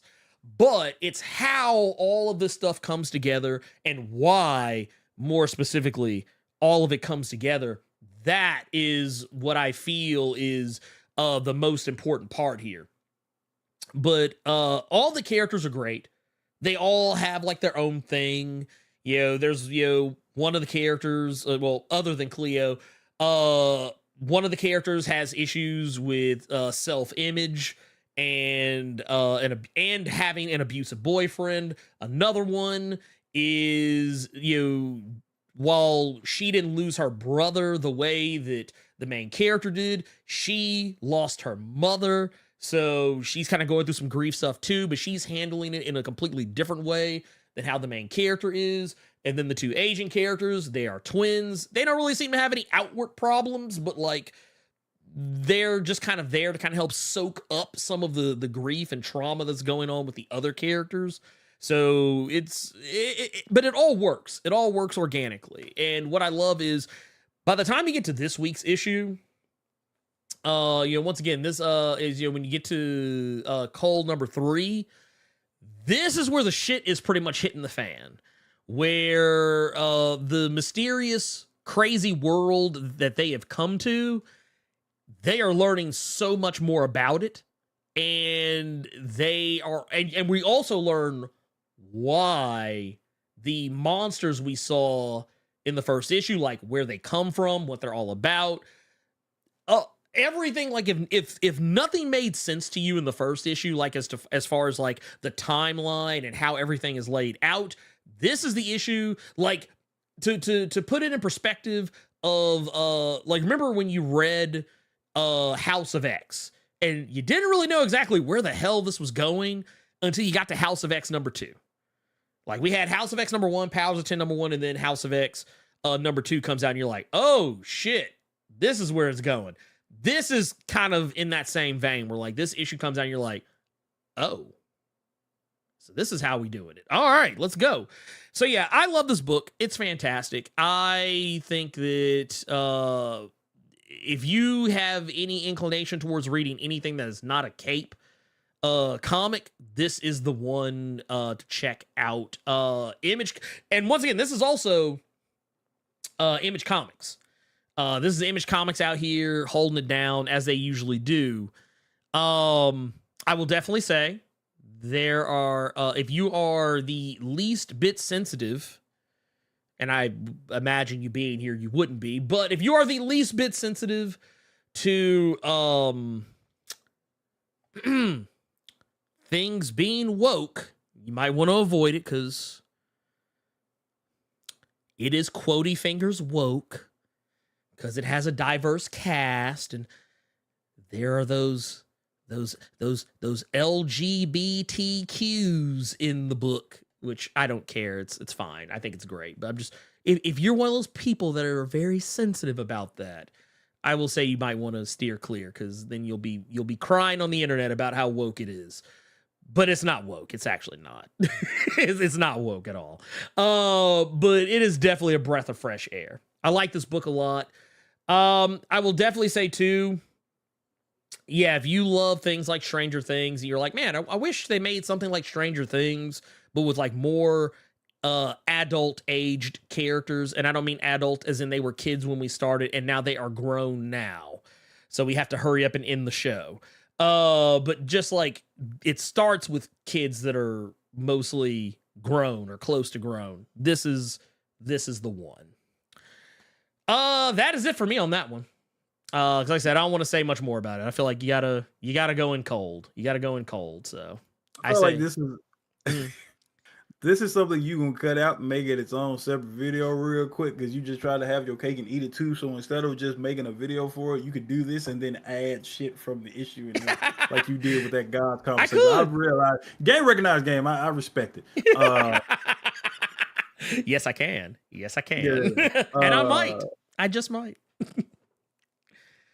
Let's see. We got. It sounded like a really long. That was a recommendation like a motherfucker. That's like. Oh yeah, no. It definitely. I already got my recommendation out the way. Yeah. So after that, we going straight to question. That's what. Oh yeah. No. I have my ways. Yeah. I will say real quick for and I will actually, we will transition that into our recommendations, because like I said, that is a book I think everyone should go check out.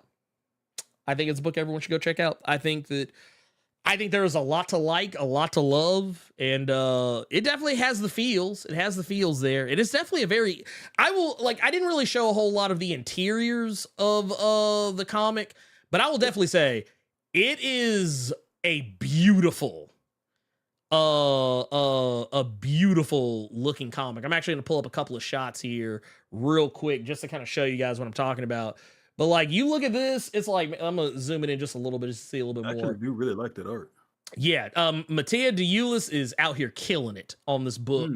Like everything looks great. The lighting in the book is great. I know there's some people who will complain about one particular character because there is a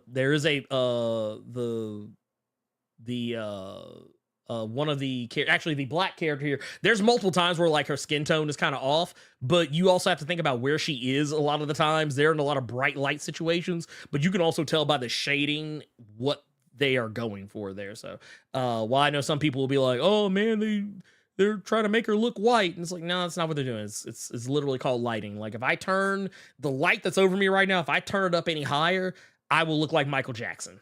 That's just me being real. But yeah, it's a very gorgeous, and it's consistently good looking. Like it is a consistently good looking book. Like it's not like, oh well, the first issue looked a second issue didn't look all that hot, and it's like, nope, that is not the case.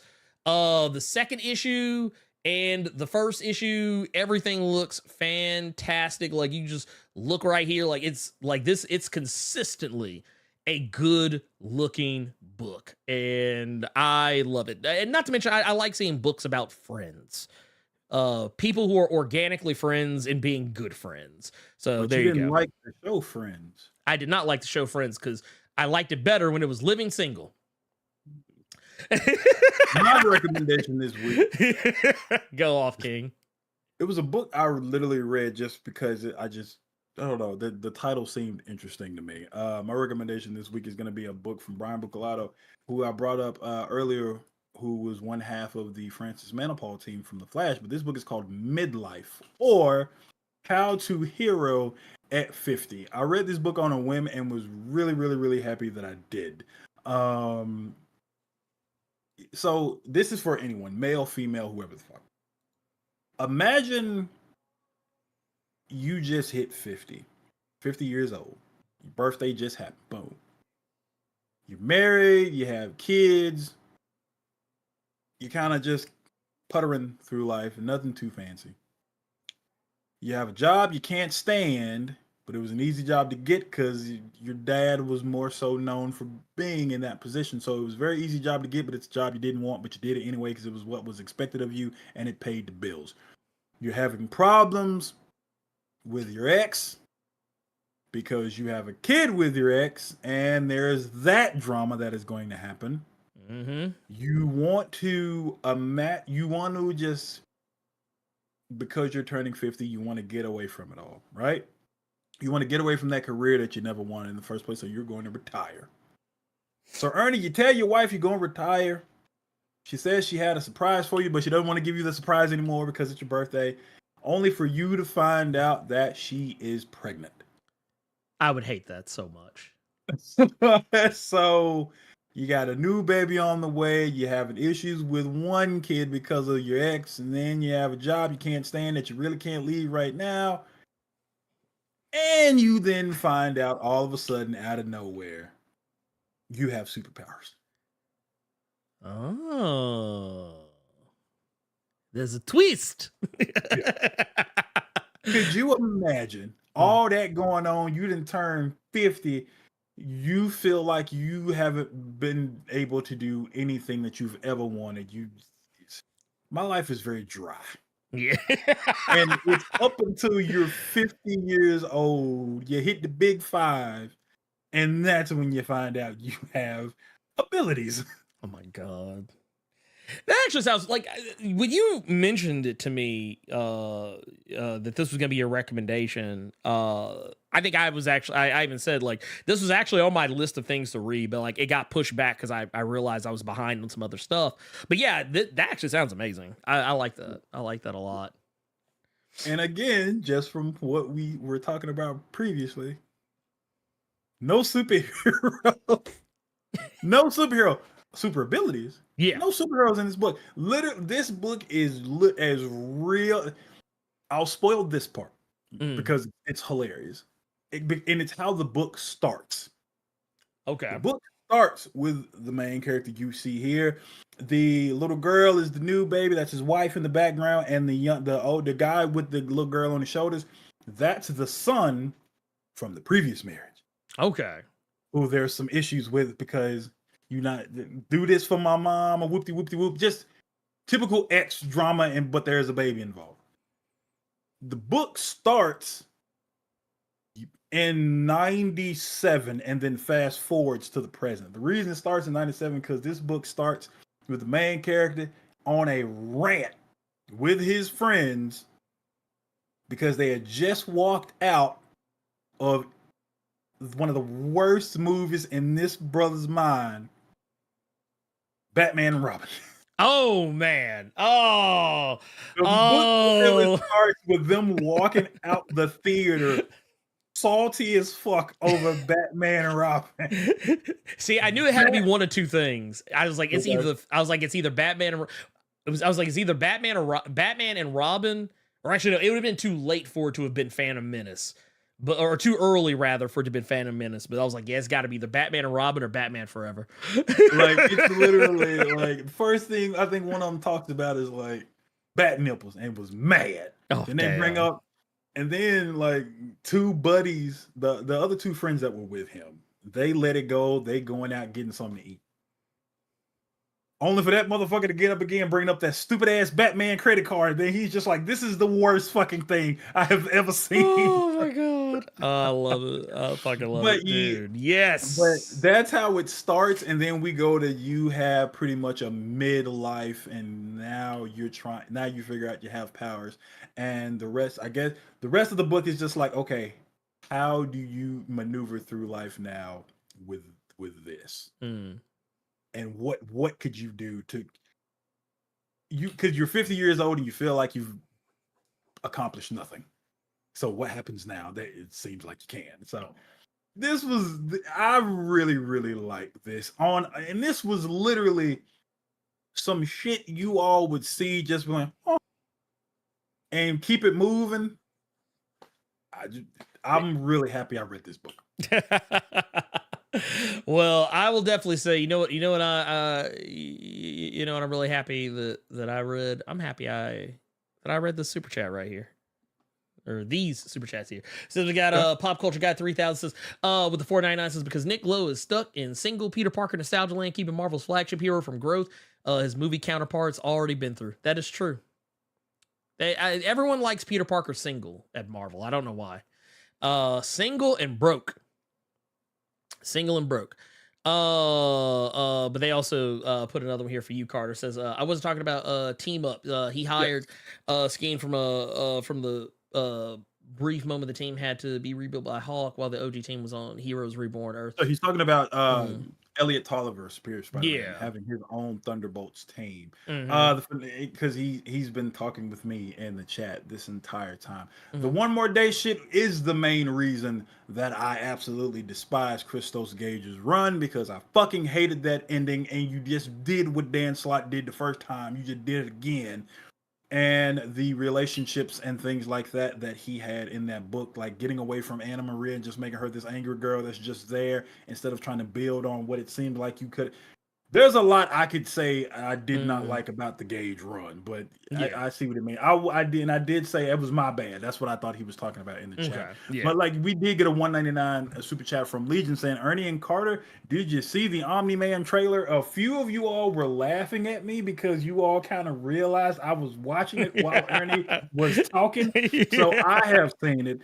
Yeah, I haven't watched it yet. I'm gonna send. Well, I don't have to send it to Ernie because we Elite X1 again. He tagged us in the Discord with it. But I got it through that. Yeah, he'll probably check it out after we're done with this, man. Appreciate that 199. Yeah, I'm gonna check it out after, because every time if I start doing too much, it'll just Well, that's it. Let's take a look at because we're at that point. Let's jump into the Discord. Let's jump into the Discord. So in the Discord, which, by the way, link in the description if you are not already in there. By the way, speaking of the Discord, we do have another watch party coming up tomorrow. Wait, wrong Discord. There we go. My Discord. I was like, I don't have 4 events scheduled. We have tomorrow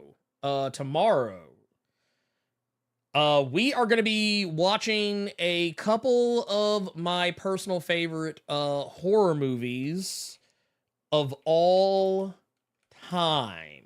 And I'm not, I know it might sound like I am jesting when I say this.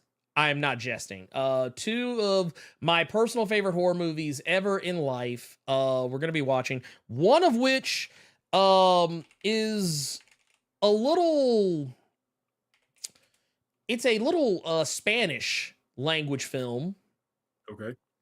A little Spanish language film by the name of... Ooh, wait. Let me go back real quick because I didn't get the thing that I thought I got when I was trying to do what I was trying to do. Lord have mercy. But no, so there is the Spanish language film by the name of Terrified. Not to be confused with Terrifier.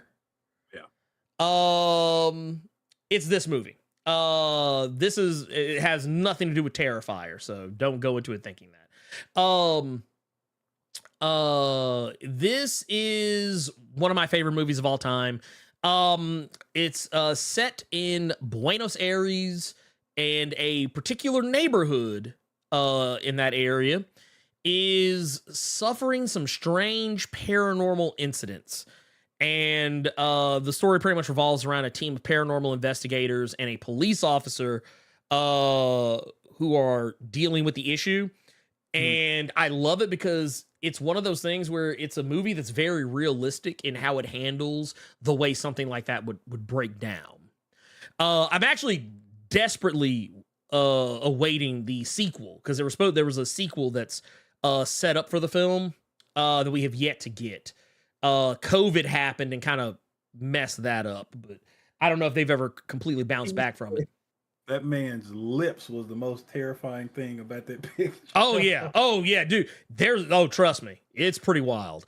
Also, we will be. The other one is Gonjam, Haunted Asylum.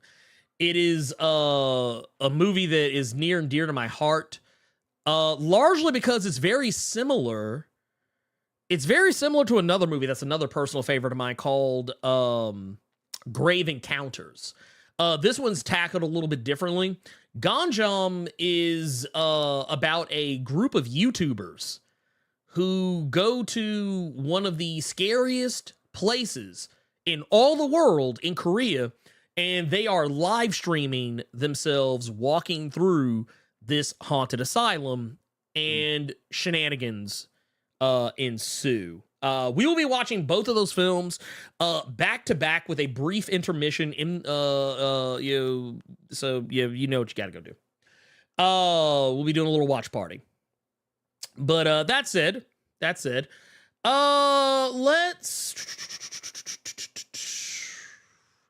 get to our questions. Okay. There we go. So we have 4. Wait, We have one from. Do we have one that rolled over from the previous? No, we don't. We actually don't.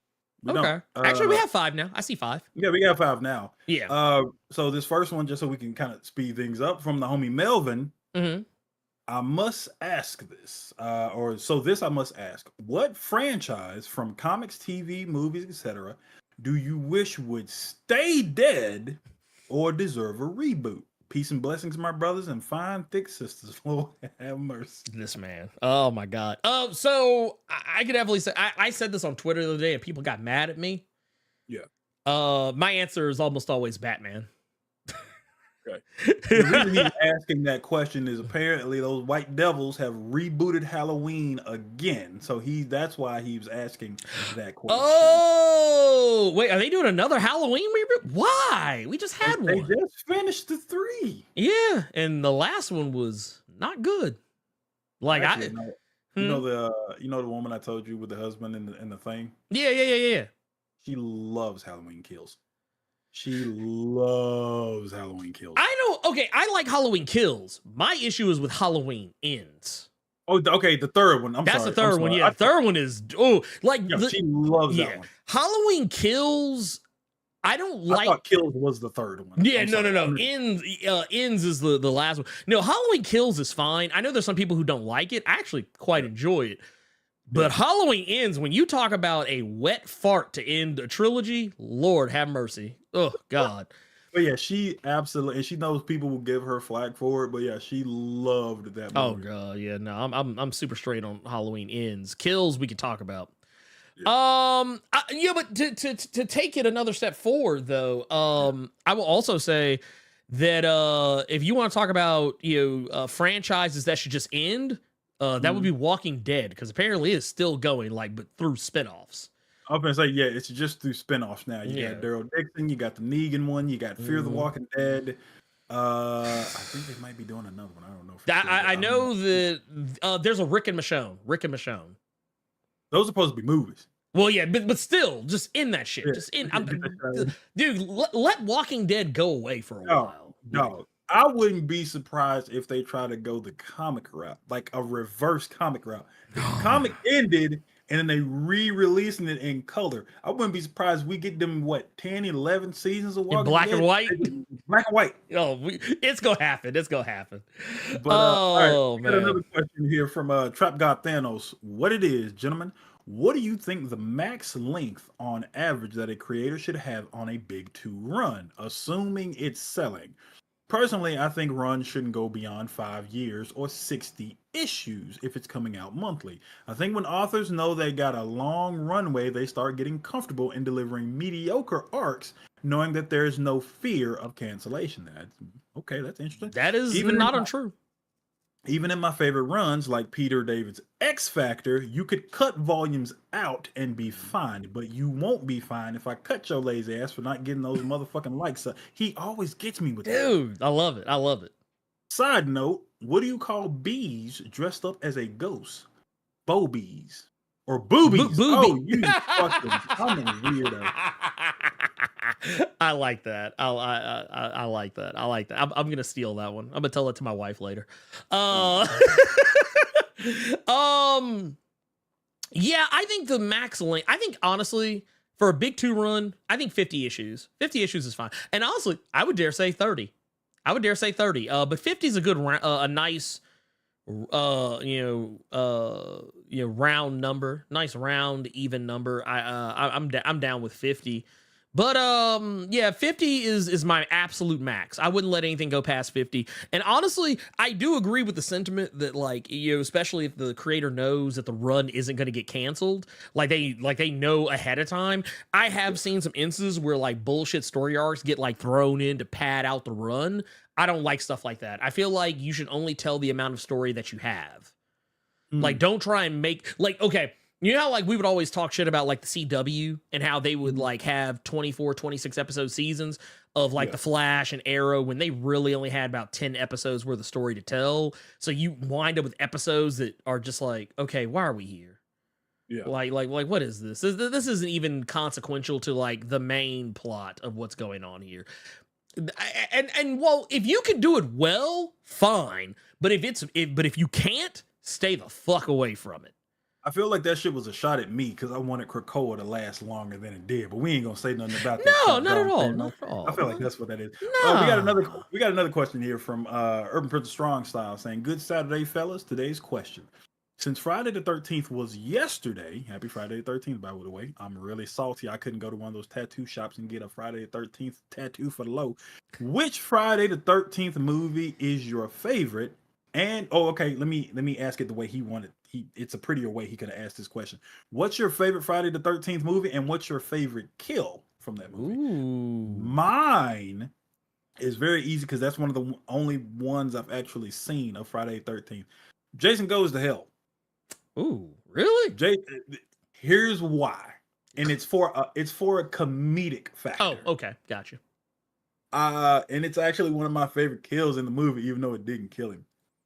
I love the fact that people had the sense and knowledge to know the best way to entice Jason out of hiding was with a naked white woman.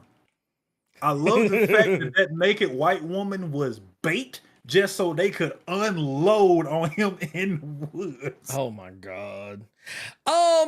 So yeah, that part is actually funny. That's great. My favorite Friday the 13th movie will probably always be Friday the 13th, part 6, Jason Lives, because that is the movie that changed Jason forever.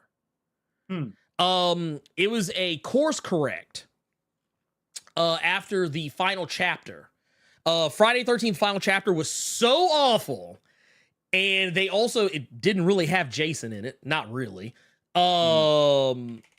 And what happened was they went back, they brought back the character of, I think it was Tommy Jarvis. And not only did they bring back Tommy Jarvis, since Jason was actually supposed to be dead, like he was actually legitimately supposed to be dead, this is where zombie Jason came from. Because Tommy Jarvis was trying to kill Jason and accidentally resurrected him. And that is like, he got Frankensteined basically. And Jason was like a zombie, like undead warrior ever since. That is why we have the Jason as we know him today. So it'll be one of it's always going to be my favorite Jason movie, like hands down, period. And yes, Dex, there was a Jason in space. That was Jason X. Jason X. That said, oh God, my favorite kill is really weird. It's a toss-up. It's a toss-up between Jason X and I believe it was Friday 13th, part 7, The New Blood. That was the one where they tried to have a Carrie style character fight Jason. Like with telepathic powers and shit. Yeah. Terrible. That said, yeah. It's between those two movies because in part 7, that's where you get the sleeping bag kill. Where the girl she's like in the sleeping bag and he zips it up with her in it, drags her out the tent, and he swings her like she's a fucking Louisville Slugger at a tree. And he does it multiple times. Okay, that is one of my favorite kills. Though I will say my second favorite kill is in Jason X, where the girl is in front of the thing of nitroglycerin or whatever, or whatever it was that she was standing in front of, and he shoves her face into it and freezes her face, pulls her head back. Her face is like completely frozen over, and he smashes her head against the counter and breaks her face. It was like some Mortal Kombat level shit. Got you. Okay. So yeah, those are my absolute favorites. Okay. So we got another one here from Jay Dizzle saying, "Hey brothers, I feel like I should know this, but is Professor X not a main cast member in the new Disney Plus show? I'ma miss them psychic screams." I'm pretty sure he's talking about X-Men 97. Yeah, X-Men 97. Yeah, I don't think he is. At least he's not listed. So here's the thing. Here's the thing we got to remember. This show picks up from season 5 of X-Men, the animated series, which I know a lot of people did not watch because it was awful. So that's why there's a lot of crazy shit going on. That said, yeah, I think he's there, but I think he's going to be treated more as a supporting cast member as opposed to a main cast member. Cause, I think it's safe to say he'll probably come back in some capacity, but Magneto is running the team. If that tells you anything. And a lot of people are upset with you. They want you to bring up Jason Takes Manhattan when Julius gave that boy the hand. And then immediately got one shot. Oh, yeah. Well, here's the thing. So Jason Takes Manhattan, that is actually up there. But I also hate that one, too, because here's the deal. Here's the deal with this. Why are you punching a dude in the face with a hockey mask? Like, even when he deserved to die. I was younger, and my uncle, because he likes that shit, my uncle shut me up because I said, I'll never forget this because that was the first time my uncle had ever just genuinely cussed me out. Why do it sound like he hitting him in the face, but he got the hockey mask on? It sounds like them fists are hitting straight meat. His knuckles should be fucked. Right? Oh, yeah. Oh no, his hand should have been like, I liked the energy. Like, I like the energy of that scene. But if you really just sit down and look at it for what it is, it's like, first off, you're a goddamn fool because you're punching a dude who clearly is already dead. So he's not feeling any of this anyway. You're punching this guy in the face. He's wearing a fucking hockey mask that's protecting his face. I was like, you didn't think to throat punch this motherfucker or some shit? I mean, it wouldn't have worked. I mean, okay, you can fist fight Michael Myers. You can't fist fight Jason. It's just a dumb move. It was after you punched him like 3 times and he's still just standing up looking at you. Mm-hmm. Yes, he's moving back, but he's still just standing up. I would not like throw hands with Michael Myers because that newest trilogy, he got some parries and shit in them new. Oh yeah, he got some Dark Souls parries like with that, like you swinging him, you hear that. Ching! I don't know which one it was, but whichever one had the entire neighborhood jumping, he had some counters and shit. Oh yeah, he had counters. I think that was Halloween. I think that was Kills. That was Kills. Okay. Yeah, that was Halloween Kills. Yeah, the whole neighborhood just fuck this, just jumping. Oh yeah, he was getting.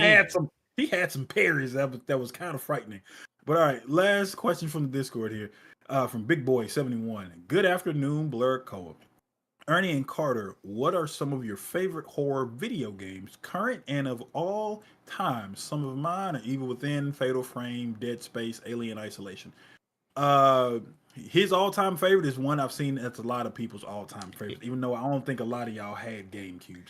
Eternal Darkness, Sanity's Requiem. If you motherfuckers don't want me haunting your dreams like some of these games do, get those likes up. For me, it's going to be very quick because I don't like horror video games because I don't like I don't like purpose. He loves Alan Wake though. That's what I find so crazy. So when I say horror game, Alien Isolation. A lot of you saw when I tried to stream it, couldn't do it. Blair Witch, couldn't do it. Mine, I would have to say, would be Condemned. Condemned. Okay. 2. 2. Ooh. Okay. All right. It was big. Fighting homelessnesses. I didn't have a 360 at the time, so I couldn't play the original. The original is strictly Xbox One. The sequel was on PS3, so I was able to play that one. That one had a lot of instances of just like horror and jump scares where I could take it, but it scared shit. There's one mission in there where you got to fight this big ass bear that was scary as hell. But I remember that shit. But yes, I can't wait for Alan Wake 2. And if it's scared, man, listen, we gonna talk about it. Look, I'll give you mine. So I saw Alien Isolation brought up. Yeah, I love Alien Isolation. There's only one thing about Alien Isolation I do not like, and it's when I discovered how the alien worked. It kind of broke the immersion of the game because the alien's always on a tether with you. So it always, like, I'm talking about the AI. Yeah. The alien always knows where you are at all times, even if it doesn't know where you are. And it does have a learning AI that kind of helps make it fun. But there's a certain point where when you start to realize the alien's never going to actually like completely go away, it's always lurking in your immediate area. That kind of broke the game a little bit for me, but I will say Alien Isolation is definitely up there, especially towards the end, because the thing that gives me anxiety more than anything else on this earth are face huggers. And that's when you start running into face huggers. Especially because, like, I remember the old Alien versus Predator game on PC. And that was one of the things that was a real possibility for you if you played as the alien or as the human in that game, is that if you face huggers would be running around and they would literally, in its first person game, they would literally go like, and like you would just see the face hugger like in your face with the little vagina thing that it has on the underside of it, like moving around in your face. That shit used to gross me the fuck out. Even though I know this is going to have people clowning me, I sent you a clip of... Oh shit! Yeah, I see it now. This is when I tried to do one of those Halloween streams a lot of people will do, and I tried to stream Blair Witch. Yep, this is it right here. What makes it worse is this was like 30 minutes into 30 or 45 minutes into Blair Witch, and this is me. And then that happened, scared the shit out of me, and we went on and got about it. This man cut the whole game off. He said, nope. Exit. He's like, this man cut the game off. He cut the whole game off. I was Oh, wait a 45 minute. minutes. I'm gonna play it 45 back because I didn't realize I didn't have the sound activated on it. Calm down. What the fuck? This made it cut the whole damn. They got a thing. gasp out of me, and that was it. He said no. He said no mas. There is another one of me going with the I don't want to show young me. Oh God, this was 5 years ago. Oh man. Where are your highlights? You getting scared shitless on video games? I don't get scared like that. Like I personally am virtually immune to jump scares. Oh. I am almost like, so okay, I will say this though. Actually, no, I take that back. I take that back. There was one game I played. I don't know if it's still in my clips. Yeah. I don't know if it's still in my clips or not. But it was from, I was playing, what was that game? Oh my God, what was that fucking game? What was that damn game? It was the Subnautica. And there was something that started chasing me. Because, okay, so full disclosure, I am absolutely terrified. I know I say my name is Blerd without fear. I actually do have genuine fears. One of those is being deep underwater. Because that's an alien world to me. That shit is like, honestly, I would probably feel more comfortable in the vacuum of space. But there was a part where like something was coming at me and it freaked me the fuck out. It was a weird ass fucking alien animal creature or whatever. I do have this one here though. This is actually from when I was playing Visage. I don't really remember what was happening here, but I'm gonna play it. And you guys can do with this information. You guys can do with this information what you will. Here, let's here we go. You know what? It's worth a shot. Okay, it was worth a shot. Fuck it. I had to try. Oh wait, this is a highlight here. Hold, let me see if I can get to the. I thought it was a clip. It's actually a highlight. Okay. I can actually show you another clip of mine that a lot of people give me flack for. Hold on. All right, go ahead. I got to the money shot of it. Mostly the money shot. Yeah. Yeah, F that noise. I'm gonna have to go out here, ain't I? Dude, look, and if you're asking, like, if you're saying you can't see anything, that's because I couldn't see anything. The game was that dark. It was a dark room. The whole house is dark. Like, the fact that you can barely see anything, there's a reason for it. It's because there's I'm not even 100% sure. Whoa! Yeah, right there.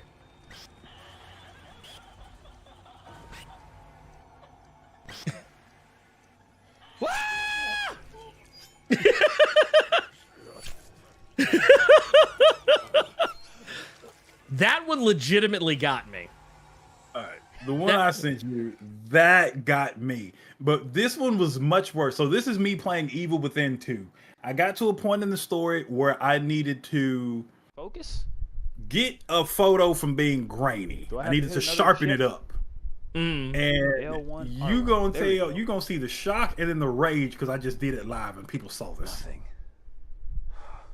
What am I missing? So this is me just trying to get the image in the frame.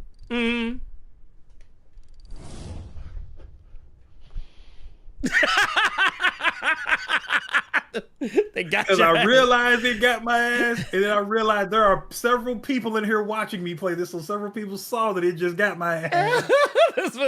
Dude, I ain't gonna lie, that jump was perfect. I was like, bruh, I was like, you got. Yeah, You that's le- why you I like legit got. Yeah, dude, that was from 5 years ago. That's crazy. But yeah, dude, Yeah, no, we don't play like that. But no, that's it. Yeah, those are some of my personal. I'm actually playing Callisto Protocol right now and quite enjoying that. So that's definitely something I would definitely recommend. Though I will also say probably one of my personal favorites of all time lately though has been The Quarry. I really like The Quarry. That game's really fun. Okay. But yeah, when it comes to horror, I don't really scare easy. Like that was a unique scenario because like I legit didn't know what was going to happen. But like generally with most horror games, I'm usually just like, okay, cool. Gotcha. Same reaction I have when I watch a horror movie. I don't really jump in horror movies either. I'm largely immune. Let's get to our questions from the chat. Let's see here. What do we got here? I know we got a couple of super chats in here. I think most of them are directed at you, Carter. It's you a pop culture guy. It says, was the ending Gage's idea or was it editor enforced? Talking about the second Superior Spider-Man Volume 2. I'm pretty sure it was Gage. Simply because well, you know what? I would say it was a little bit of both. I think Gage just wanted to do a story, and I think Marvel was basically letting him know that depending on maybe sales, or at that time, what a lot of people don't remember is there were several other Spider-Books out. Yeah, because I think wasn't Ben Riley's book was out too, and didn't Kane have one? No, Kane had been gone. Okay. This was I think you're right. Ben had one at the time. Yeah. Gwen had one. And then you had the Spider-Geddon book where it was like the team up book with all of them with Noir and all that. And then you had Spider-Man proper. So there were several Spider books. Miles. And Miles as well. And one of them had to get the boot. And considering to me that book had the volume 2 of Superior Spider-Man, Christos Gage's book had piss poor writing and did not have good art with it to boot. He drew the short end of the stick. So that's sad. It is what it is. Yep. We got one here from Tubes1. Says, have you seen Wreck? Not into horror, but one of my faves. So here's the thing. I've seen the first one. Okay, you've seen the first. Have you seen the second one? This how you can let me know. Was the second one the one with the succubus chick and the baby? The lady had a baby, but it was actually like Satan or some shit. I think that was Apocalypse. I think that was the third. Well, no, lies. I think that was the fourth one. There's 4 Wreck movies. The first and second one take place literally right after each other. There's a third one that doesn't have anything to do with the first two, and it takes place at a wedding. Like I haven't seen anything like that. I haven't seen that one then. It's in the same universe, but it's like the events are largely separate from one another. But I like that one a lot. The fourth one I actually have not seen. Because I think when it came out at a weird time and like very like I it's one of those I'm gonna have to buy and watch it because there's no place that's like streaming it. But the second one is the one where they explain what is actually turning people. Like what it is, like everybody's turning rabid. They explain what it actually is. Okay. I won't say what it is just in case no one's seen it, because it's actually kind of an interesting twist. I know some people like it, some people don't, but it is what it is. Yeah, but you said that was the third one I saw, like the one where I think it was the fourth one. Weirdo frat dudes. They brought these girls back to a hotel room, but then one of the girls ended up being like a fucking monster, succubus, and started eating them. No, you're thinking about VHS. Oh, that was a segment. That was a segment from VHS. That was the. Got you. I think that might have been the first VHS movie. I think. Oh, okay, that's what I'm thinking. Or it might be the second one. I haven't seen them then. Well, no, that one is great. I love if it's the one I think it is. But regardless, the first 2 VHS movies are awesome. The more recent ones aren't horrible to me. I don't like the third one. Was VHS Viral? That one's kind of dumb. But the rest of them I kind of like in varying degrees. But no, Wreck I love. Actually, they made an American remake of Wreck called Quarantine that I didn't think was awful, but it is basically a shot-for-shot remake of the original movie, just with American people. That's the only difference between the two, really. Was that the one with the where she got snatched? Sister? Yeah, where she got snatched. Yeah, Quarantine is a American remake of Wreck. Got you. But yeah, I like that one a lot. All right, we got another question here from Splosh. Greetings, Blerd and Carter. Have you heard about the writer wanting to turn Connor Kent Superboy into a trans character? Yes, personally, to me, it doesn't even make sense, but I would love to know your thoughts. Connor, okay, I get the Superboy. Okay, I'm thinking of Jonathan Kent. So you're thinking of John Kent. Yeah, this was Connor. This is with the sunglasses, with the jacket, yeah. Really? Yeah, she I actually, you know what? So I actually did not 100% plan to talk about this, Mhm. but Well, you can just keep it brief if you had it saved well, for something. I actually talked about it on Twitter. Gotcha. So for those that did not know, this was something. It was God, I'm trying to remember the writer's name. Magdalene Visaggio was the writer that was going to do it at the time. Never heard of them. She is if I'm not mistaken, a trans writer. Okay. That's and actually I don't expect you to honestly don't expect you to have read anything that she's written. She's kind of all over the place when it comes to like her works. Mhm. But I will say that if you ever read any, I think what was it for IDW, she did Stop right there because I don't read a lot of IDW. well, You can that's stop fair. right That's fair. there. So here, Yeah, I'll stick to her main stuff. So she did Eternity Girl and Dark Knight's Death Metal, The Last 52, War of the Multiverse #1. She also did Mother Panic Batman #1 and JLA Doom Patrol #1. And I think for Marvel, she did Dazzler X Song #1 and Edge of Venomverse War Stories #1, Secret Empire Brave New World #3. Like she mostly sticks to like creator owned stuff, but like but yeah, she's an interesting one. That said, I personally I would not have had a problem with what she was plotting to do. Mm-hmm. My wife is funny. I'm not gonna say the second part of this. Yeah, fuck it, I'll say it.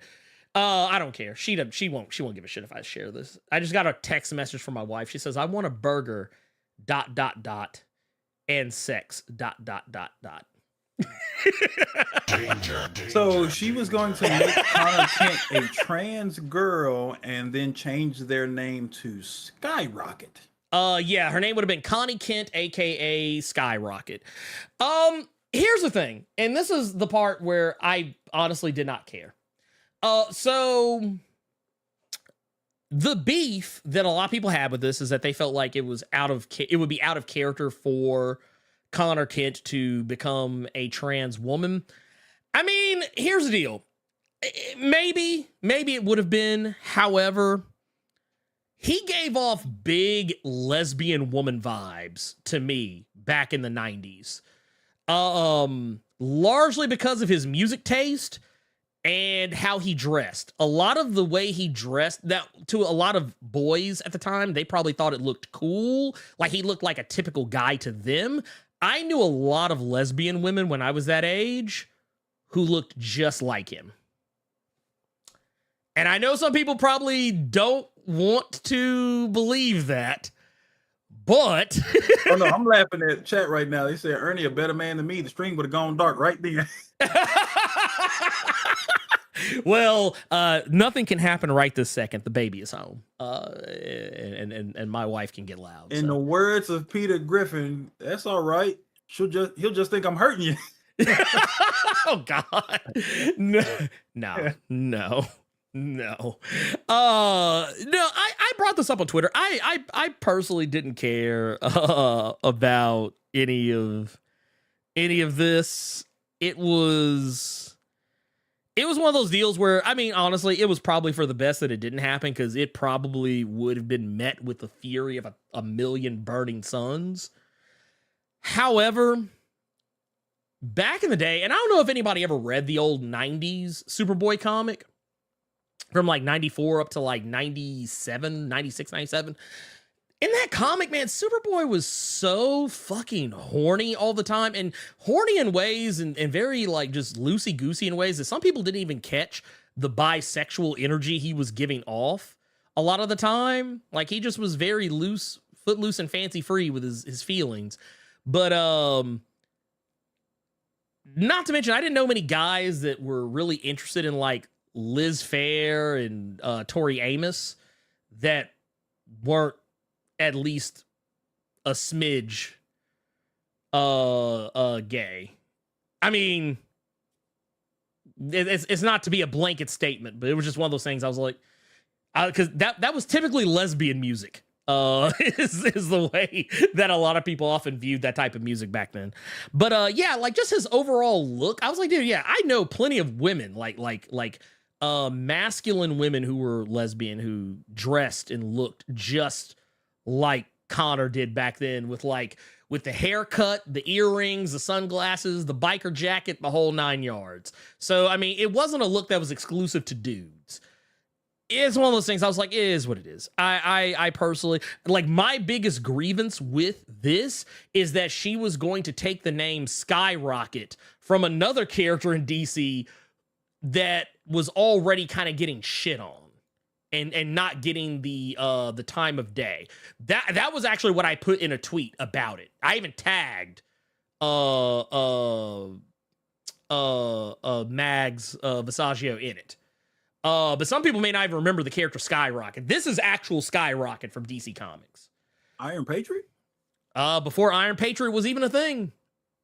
But she was a character that you wouldn't really see or know a lot about. I actually did a video about this character a ways back.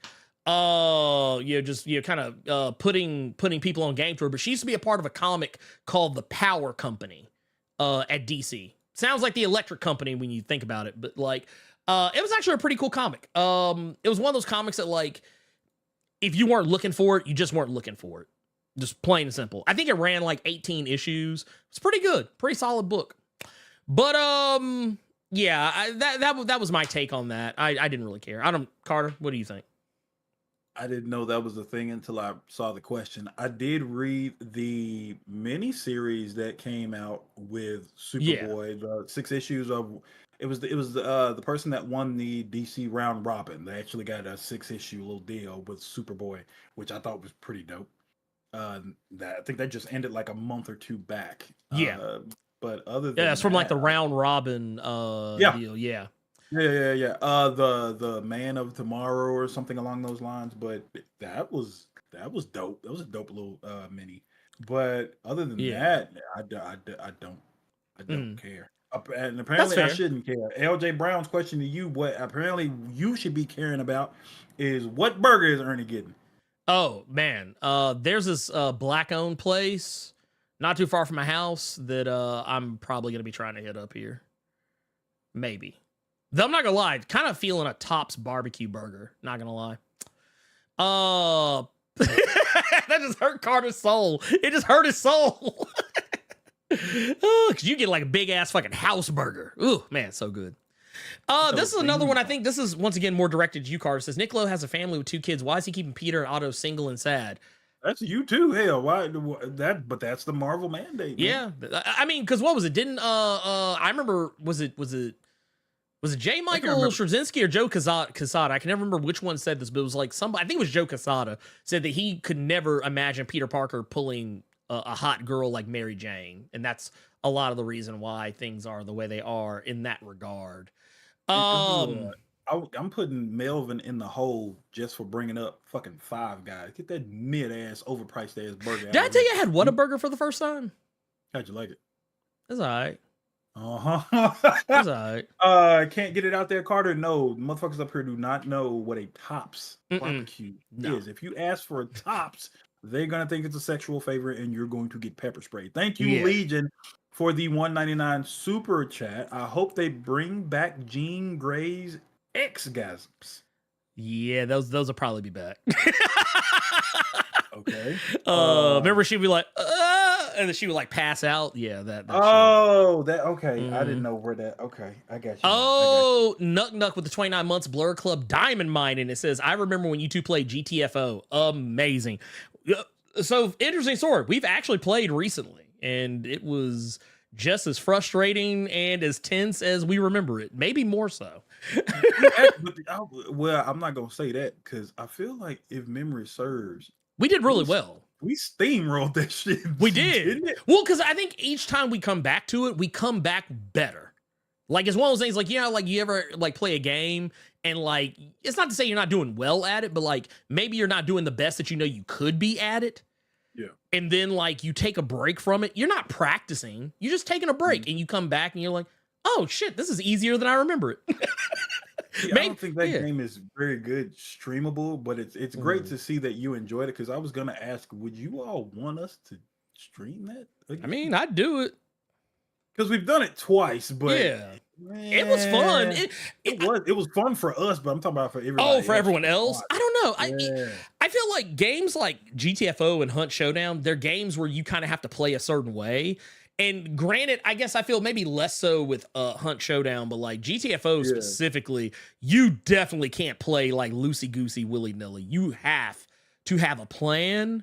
And that's what I think makes, like, I've gotten to a point where I'm more willing to take risk on GTFO, but, like, you know, those risks can still wind up in a complete and total party wipe. Yeah. But Travis is nasty, saying he just literally got done eating some In-N-Out with some animal-style fries. Let me tell you something right now, Ernie, because you have never tried it, I don't think. In-N-Out, you've probably heard a lot about it. You've probably read a lot about it, seen a lot of videos on it. That is the most mid-goddamn burger I've ever eaten in my life. That's how I felt about Whataburger. I was like, man, y'all talk this shit up. I was like, this Whataburger, like, you know, Whataburger? I was like, man, what a letdown. It's not bad, but this shit is about as mediocre as you want to be. And then I'm going to tell you what pissed me off the most. Anytime I go to a burger joint, I got to get a chocolate shake. I don't give a fuck. That's my guilty pleasure. In-N-Out had the worst chocolate shake I have ever had the displeasure of experiencing. Why was the cup cold, but the milkshake was warm? Ooh. I will never go to fucking In-N-Out again. Yeah, nah, fuck that. Man, let's get through good trash. Let's get through the rest of these questions before we go over 3 hours. All right, Bill 93505 saying, could Fall of House of X focus on Charles, Rise focus on Moira, and Resurrection of Magneto focus on Max? By the way, breaking news, the Scarlet Witch and Quicksilver comic was just announced from Steve Orlando. It's going to be coming out in February, just so you know. Okay. I mean, I'm fine with that. I feel like whatever story they're going to tell about them could have easily just been put in the Scarlet Witch comic he's already writing, but that's a whole other story.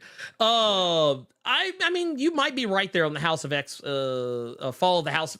God, I hate that fucking name. Anyway, the Hoxpox 2. That's what we're going to call it from now on. Hoxpox 2. That's the name of the story from here on out. I'm not saying that whole ass, long ass name again. Fuck that.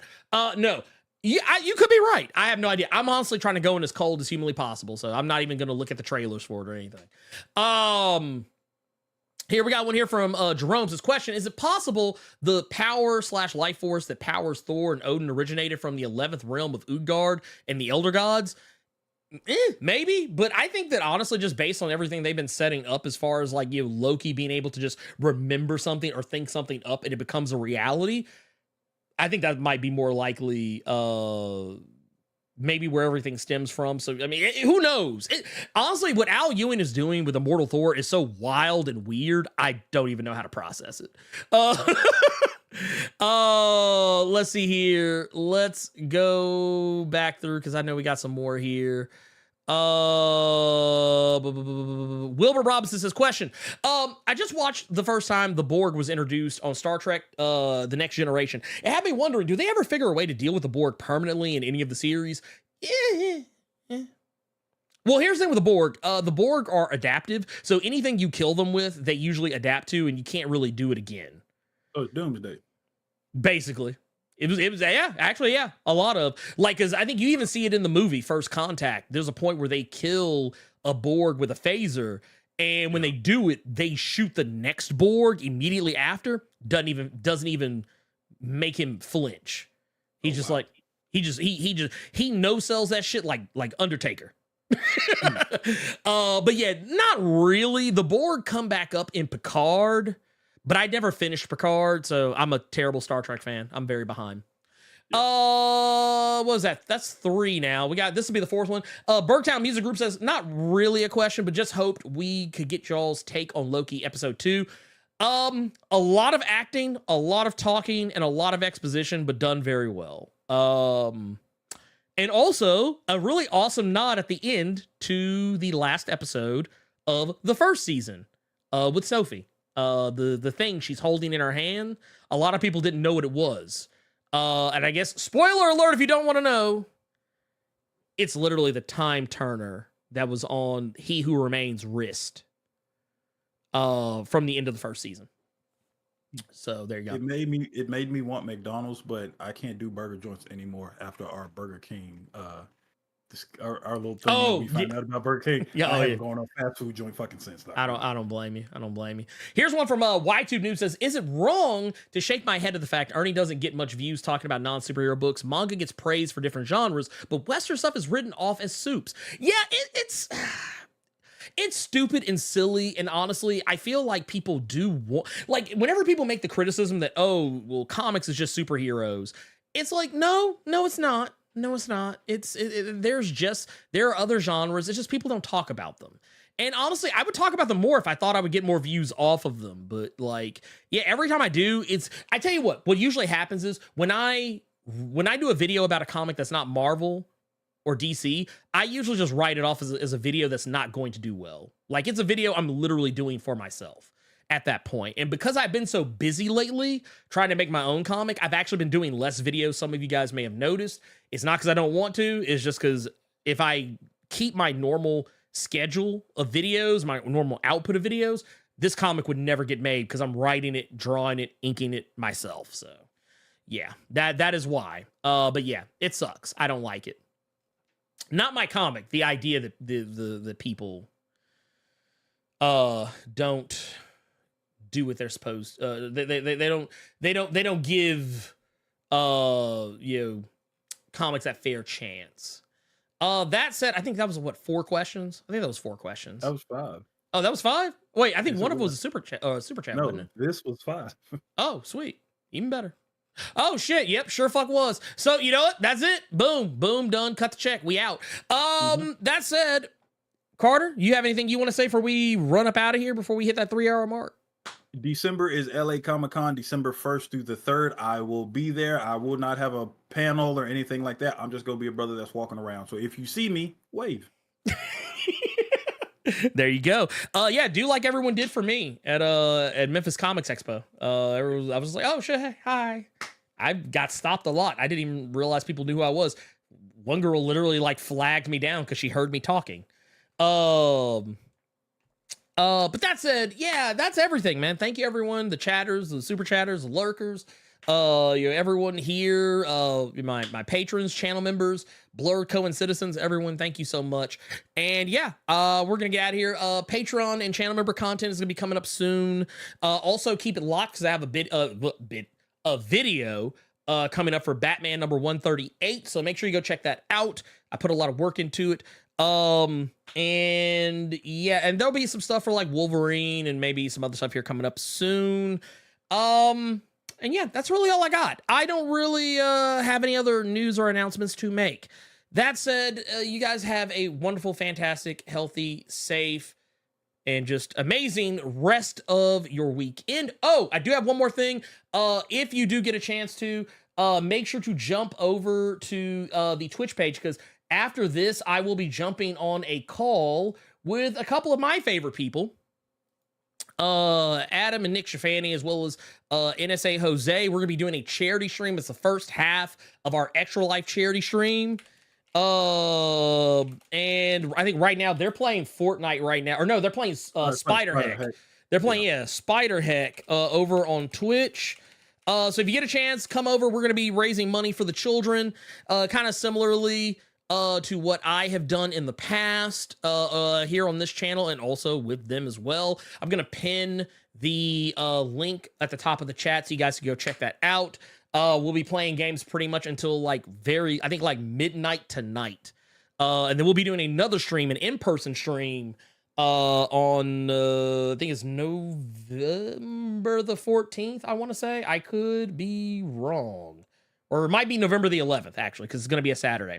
That's it. We're out of here. Love you guys to death. And for Carter Presents, I'm the Blerd Without Fear. And Hogan, you can go to hell.